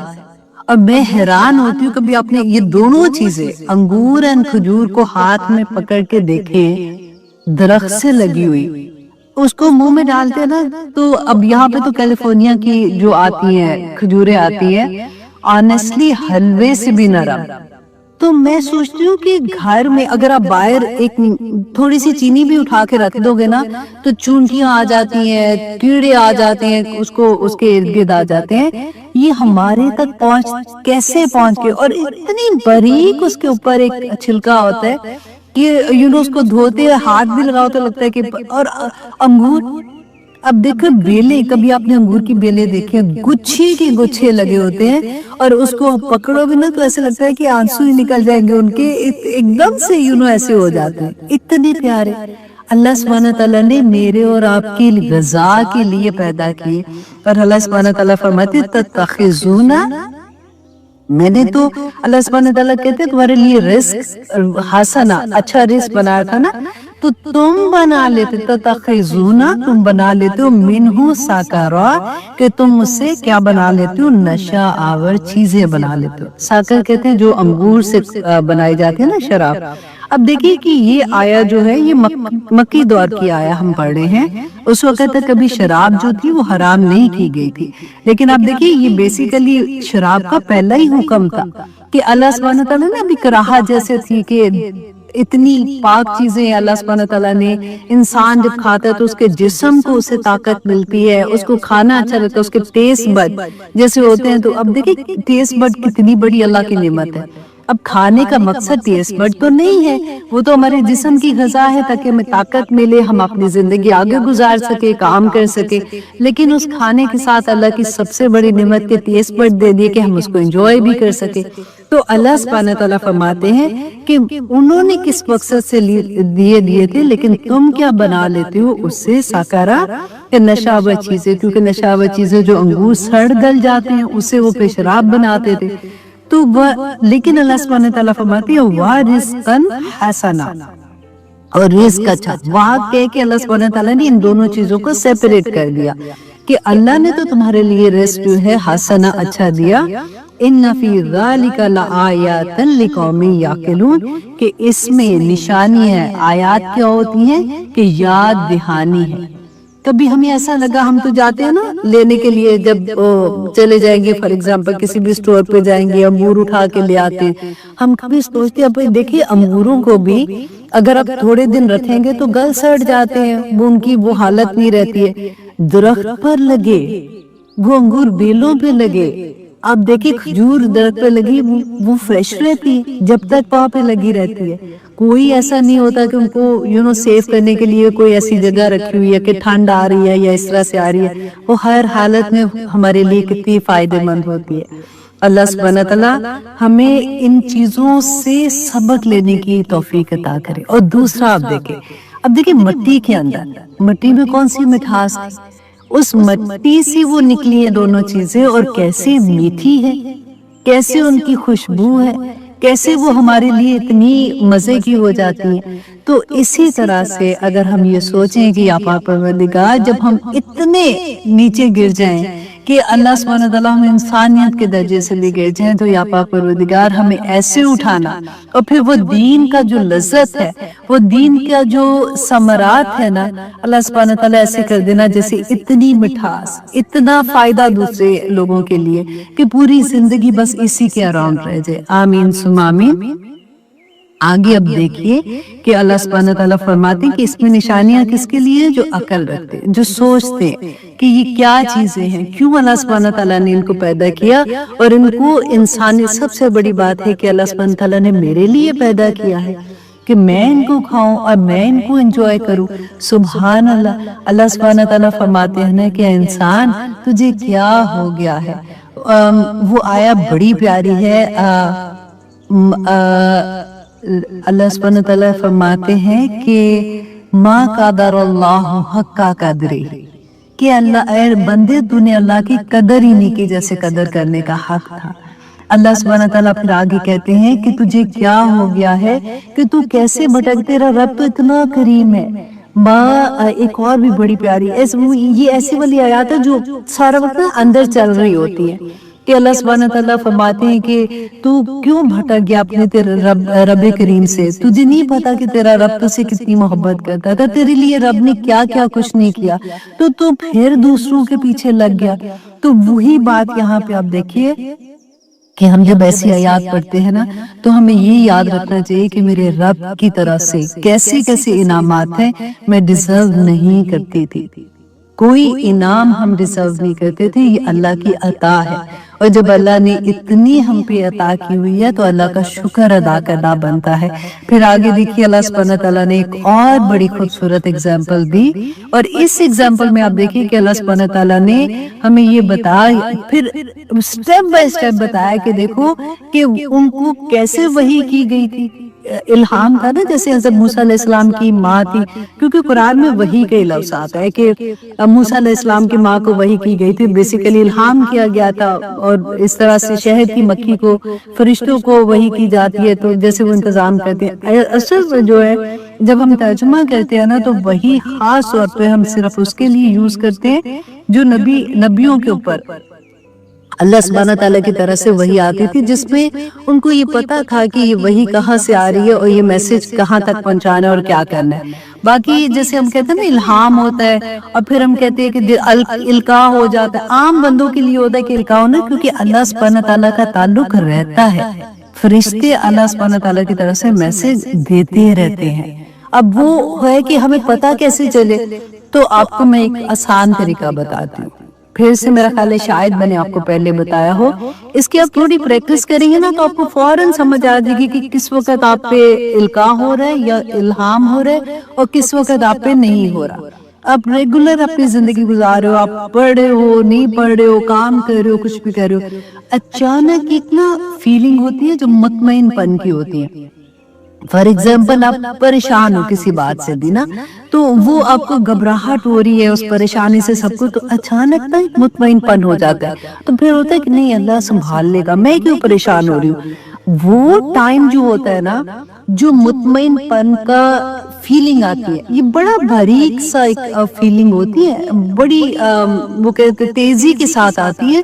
तो वो टाइम होता है जब फरिश्ते इल्का कहते हैं, क्योंकि देखिए शैतान जो वसवसा डालते हैं और फरिश्ते जो इल्का करते हैं ना, सेम ही जगह है, वही दिल की वही जगह है।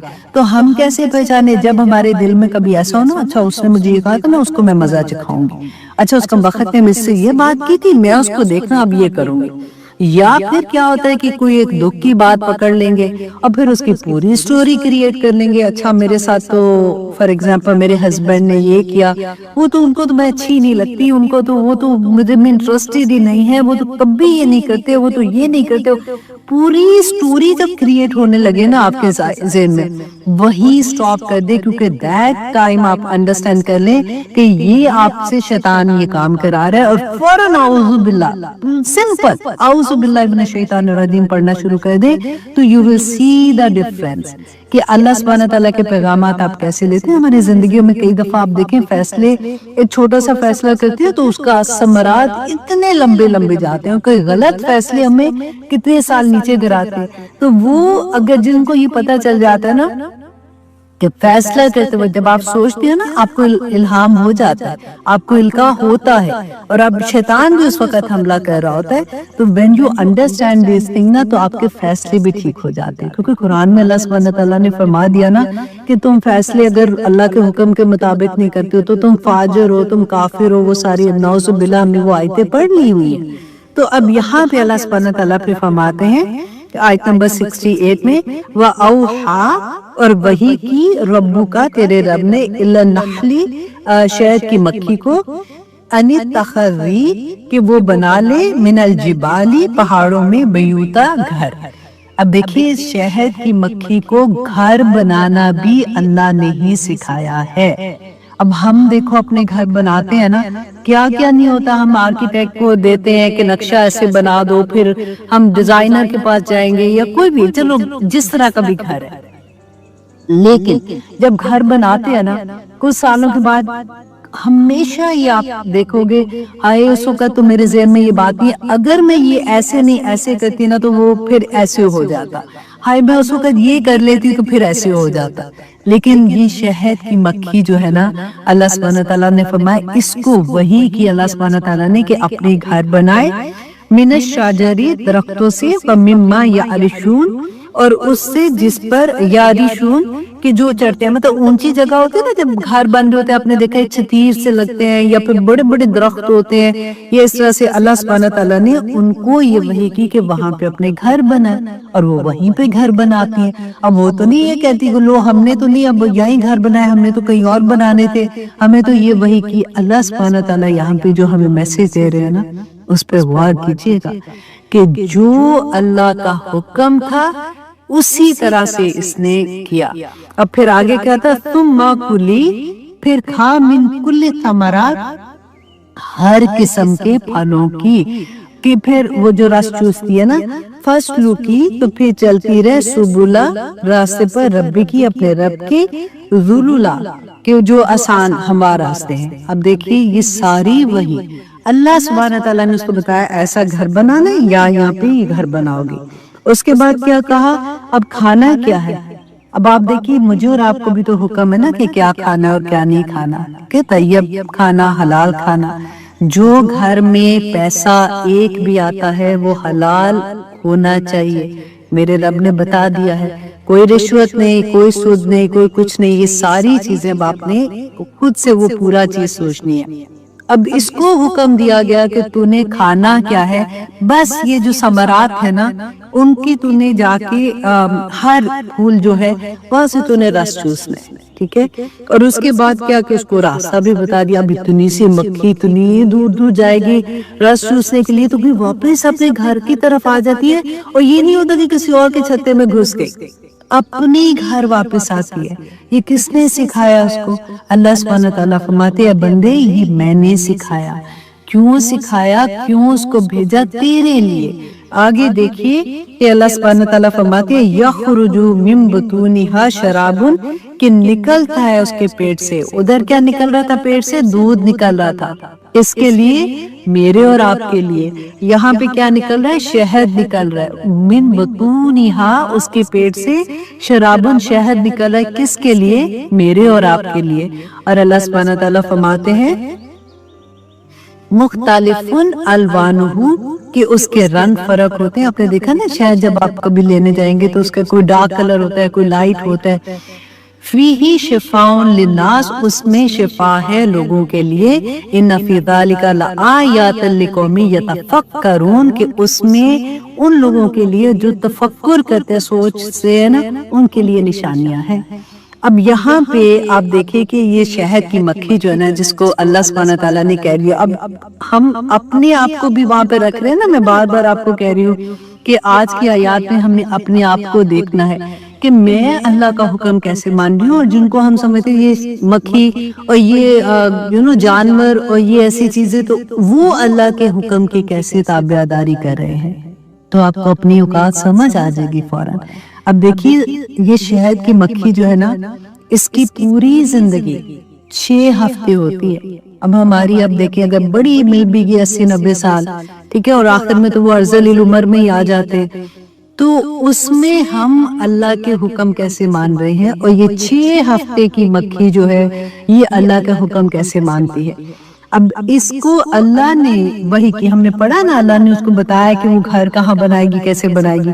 اب یہ اس کے اب گھر اگر دیکھیں نا تو چھتے کے اندر جو ہوتے ہیں نا کھانے، وہ 6 کونوں والے ہوتے ہیں، 4 کونوں والے نہیں ہوتے، 6 کونوں والے ہوتے ہیں۔ اور ہر جو سائز ہے نا، 6 کا سائز جو ہوتا ہے بالکل ہی ایک دوسرے کے برابر ہوتا ہے۔ کس نے سکھایا اس کو؟ اس کے پاس کہاں سے وہ فٹ آ گیا کہ وہ ناپے گی کہ اتنا ادھر، اتنا ادھر ہو گیا؟ الحمدللہ ایگزیکٹلی سیم ویسے آپ نے کبھی مکڑی کا جالا دیکھیں گے نا، you will be surprised to see کہ اس کو کس نے بتایا ہے کہ یہاں سے تار لے کے جانی ہے، یہاں لگانی ہے، یہاں پہ لگانی ہے، یہاں پہ لگانی ہے۔ اللہ اکبر۔ تو پورے اب دیکھیں پورے بھی نا اس میں کیا ہوتا ہے، 6 کونوں والا جب بناتے ہیں نا وہ چھوٹی چھوٹی کھانے بنتے ہیں، اس میں فائدہ کیا ہوتا ہے کہ تھوڑی جگہ پہ زیادہ چیز اس کے اندر آ جاتی، کوئی ایک آپ کو کہیں جوڑ بھی نظر نہیں آئے گا۔ ہم انسان ہے نا، جب ہم کپڑے سیتے ہیں تو جہاں پہ جوڑ آتا ہے اس کو کتنا چھپانے کی کوشش کر رہے ہوتے ہیں، پھر بھی نظر آتا ہے کہ یہاں پہ کوئی جوڑ لگا ہوا تھا، وہاں پہ کوئی جوڑ نہیں نظر آئے گا۔ اتنا خوبصورت وہ کھانا بناتی ہے اور 1 گھنٹے میں 24 میل کا راستہ طے کرتی ہے. ایوری سنگل ڈے اس کا یہ کام ہے، ہر گھنٹے میں وہ 24 میل کا راستہ طے کرتی ہے. اور 6 ہفتوں والی زندگی کے سفر میں وہ اتنا سفر کر لیتی ہے جتنا پوری زمین ہے نا ہماری، اس کے گرد اگر ایک چکر لگائے نا تو اتنا چکر بن جاتا ہے، جو وہ پوری زندگی وہ تو نہیں کرتی. اب تو روزے آگے میں تو تھک جاتی ہوں، تو میں تو اب لیٹ ہی اٹھنا ہے. اب تو مجھے چھٹیاں دے دی کیونکہ لوگ روزے رکھ کے بھی کلاسز لیں گے. اب تو میرے بچے کی شادی ہے تو شادی سے 2 مہینے پہلے لو جی ابھی تو فنکشن شروع ہونے ہیں تو اب بس میری کلاس میں چھٹی کر دے. کیسے کیسے بہانے ہم لوگ کرتے ہیں، ہے نا؟ کوئی چھٹی نہیں. اب دیکھیے کہ 1 پاؤنڈ ہم بوٹل لینے جاتے، کیا 2 پاؤنڈ 3 پاؤنڈ کی ہوتی ہے نا، 1 پاؤنڈ شہد کے لیے 500 سے زیادہ مکھیاں جو ہوتی ہیں نا، پوری زندگی 500 سے زیادہ مکھیاں کام کرتی ہیں تو 1 پاؤنڈ شہد بنتا ہے. 1 مکھی 30 لاکھ اڑانے اڑتی ہے، 30 لاکھ اڑانے اڑتی ہے، 50,000 میل کا سفر کرتی ہے. اللہ اکبر. اور سائنسدانوں نے اس کے بعد جب وہ ریسرچ کرتے ہیں تو انہوں نے کیا بتایا کہ آدھا پاؤنڈ شہد جو بنانے کے لیے 4 ملین پھولوں کا رس چوستی ہے، پھر جا کے 1 پاؤنڈ جو شہد ہے وہ نکلتا ہے. اور ان کی جو ہوتی ہے نا، مزے کی بات ہے، ان کی گارڈ مکھیاں بھی ہوتی ہیں، وہ جو ڈنگ مارتی ہے نا، وہ کیوں ہوتا ہے؟ دیکھیے اس کو اللہ سبحان اللہ کہ اگر یہ مکھی غلطی سے کوئی ایسے مطلب پھول پہ بیٹھ جو زہریلا ہے تو وہ ان کو اللہ سبحانہ تعالیٰ نے وحی کی ہوتی ہے، ان کو وہ اسمیل سے اور اس سے پتہ چل جاتا ہے، وہ ان کو اندر نہیں آنے دیتی ہیں، وہ اندر نہیں آ سکتی ہیں. اور پھر اگر آپ دیکھیں جیسے میں نے کہا شہد اگر باہر رکھیں، اب اپنے گھر کے باہر رکھ کے دیکھیں فوراً چونٹیاں آ جائیں گی. تو یہ جو گارڈ مکھیاں ہوتی ہیں یہ اندر کسی چیز کو آنے نہیں دیتی، پیور ہمارے لیے شہد تیار ہو رہا ہوتا ہے. اب میں نے پہلے بھی آپ کو اس کی پوری ڈیٹیل بتائی تھی کہ کس طرح سے جب چھوٹی مکھیاں پیدا ہوتی ہیں تو کون ان کی حفاظت کرتا ہے، کون صفائی کرتا ہے. جب یہ مکھیاں لے کے آتی ہیں نا اپنے رس چوس کے لاتی ہیں، جس پھول سے یہ رس چوس لیتی ہے نا وہاں پہ کوئی ایک سینٹ ان کے اندر ہوتا ہے، وہ چھوڑ کے آتے ہیں تاکہ دوسری مکھی جب وہ جائے گی تو اس کو پتہ لگ جاتا ہے کہ اس پھول سے رس چوس لیا گیا ہے. سبحان اللہ.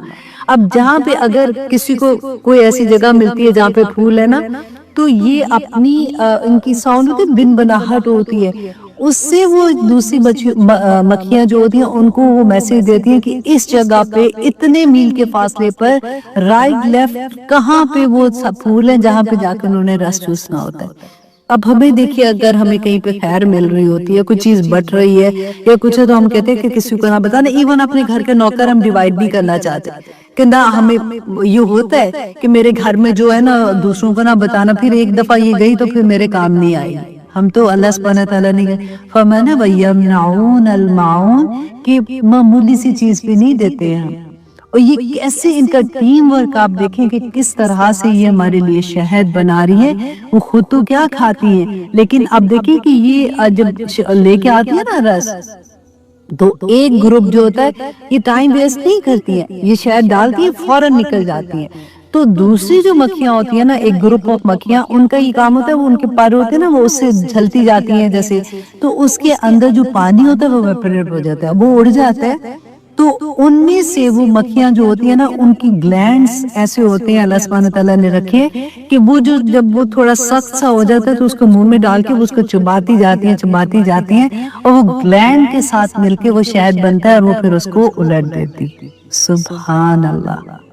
اور اللہ سبحانہ تعالیٰ نے فرمایا اب دیکھیں کہ ان کو جو وحی کی گئی ہے، وہی میرے لیے اور آپ کے لیے کیا ہے؟ یہ قرآن. اللہ سبحانہ تعالیٰ نے فرمایا نا جیسے شہد کو کہا کہ یہ تمہارے لیے شفا ہے، تو شفا ہماری جسم کے لیے ہے، اسی طرح قرآن بھی ہماری روح کی غذا ہے، ہماری روح کی شفا ہے. اللہ سبحانہ تعالیٰ ہمیں توفیق دے کہ ان آیات کو ہم سوچیں. آج آپ لوگ سوئیں گے نا واپس پاکستان اور انڈیا میں تو رات ہو جائے گی، پلیز ان آیات پہ غور کیجیے گا کہ کس طرح سے یا اللہ مجھے شہد کی مکھی بنا دے उस मुझे ना मुझे वो आया, मुझे अदाहत वो दे दे, वो समेना वाताना वाली उसकी जो खसूसियत है या पाक परवरदिगार वो मेरे अंदर डाल दे। और आप गौर ये भी मजे की बात देखिए कि ये सारे काम देखो, वो दूध दे रही है गाय जो है, यहाँ पे मक्खी जो है वो शहद बना रही है, तो ये सारी फीमेल है। मेल तो आराम से सोए हुए हैं इधर, वहां पे सारा काम जो है वो जो फीमेल मक्खी है वो कर रही होती है। सुभान अल्लाह, सुभान अल्लाह। तो ये इतनी प्यारी मुझे बात लगी, मैंने कहा थोड़ा सा मैं आपके साथ शेयर भी कर दूं। कभी आप चूंटियों का भी देखिएगा, चूंटियों के बारे में पढ़ के देखिएगा। दीमक के अंधी होती है, दीमक देख नहीं सकती, लेकिन कभी आप उसके घर को, अब तो इंटरनेट पे सारी चीजें नजर आती है ना, कभी उसको सर्च करना कि उनको अंधी है, उनको नहीं पता, लेकिन उनके घर के वो जो छोटे छोटे खाने, वो उनको खिड़कियां कहते हैं ना, वो सारी उस तरफ होती है जैसे सूरज की रोशनी अंदर आती है। पूरा इनका एक इंतजाम चल रहा होता है। मैं अब तो जब हमें पता चलता है ना, तो फिर आप चूंटियों को भी ऐसा नहीं कि चल रहे हो तो बेखबर ही चल रहे हो, मसली जा रहे हो। उन्होंने अपने घर जाना, उनके भी बच्चे हैं, उनकी जिम्मेदारी है, वो अपनी उनकी फैमिलीज होती हैं, उनके पूरे पूरे कबीले होते हैं इसी तरह से। तो अल्लाह सुब्हानहू तआला हमें ये बहुत मजा आता है। आप कभी देखो, अब जानवरों का जब कभी टीवी पे ऐसा दिखाया जाता है या आप इंटरनेट पे भी देखते हैं तो कितना मजा आता है कि ओ माय गॉड, इनको ये कैसे पता है, कैसे ये अपने बच्चों से प्यार करते हैं। फिर लेकिन इंसान जिसको अल्लाह सुब्हानहू तआला ने अशरफुल मखलूकात में से शामिल कर दिया, क्यों? हमारे इल्म के लिए ना, हमारी अकल की वजह से। तो फिर अल्लाह सुब्हानहू तआला हमें और भी एग्जाम्पल देंगे कि तुझे जो अकल दी थी ना, उसको तो दुनिया में देखता है कि फिर उसके साथ क्या होता है, फिर भी तू सब्र नहीं करता, फिर भी तू अकल नहीं करता, सब्र नहीं, अकल नहीं करता। अब अल्लाह सुब्हानहू तआला फरमाते हैं, क्या टाइम हुआ? 55 वल्लाहु, और आयत नंबर हम कहाँ पे हैं? अच्छा, हमारी रुकू खत्म होने वाला है। वल्लाहु, और अल्लाह अंज़ला, अल्लाह ने अंज़ला नाज़िल उतारा, मिनस समाई, आसमान से, माअन पानी, फ अहया बिहिल आयदा, और जिंदा किया उसके साथ जमीन को, बाद मौतिहा, उसके मुर्दा होने के बाद। ये भी मुझे इतनी प्यारी बात लगती है ना। कभी मैं कहती हूँ या पाक परवरदिगार, जो दिल जब मुर्दा हो जाते हैं, जिसमें अल्लाह की मोहब्बत नहीं है, जिसमें अल्लाह के हुक्म मानने की चाहत नहीं है, वो दिल मुर्दा ही तो है ना। तो मैं कहती हूँ कि या पाक परवरदिगार, जैसे तू जमीन को, मुर्दा जमीन को जिंदा करता है ना, या अल्लाह इसी तरह से हम सब के दिलों को बाहर ले आ, वहाँ पे वापस जिंदा कर दे। और स्पेशली मैं उन लोगों के लिए भी दुआ करती हूँ कि जिनके बच्चे नहीं हैं। मैं हमेशा इस आयत को ना उससे रिलेट करती हूँ कि या पाक परवरदिगार, जो भी रीजन है कि वो बच्चे नहीं पैदा कर सकते, फॉर एग्जाम्पल हम बच्चों के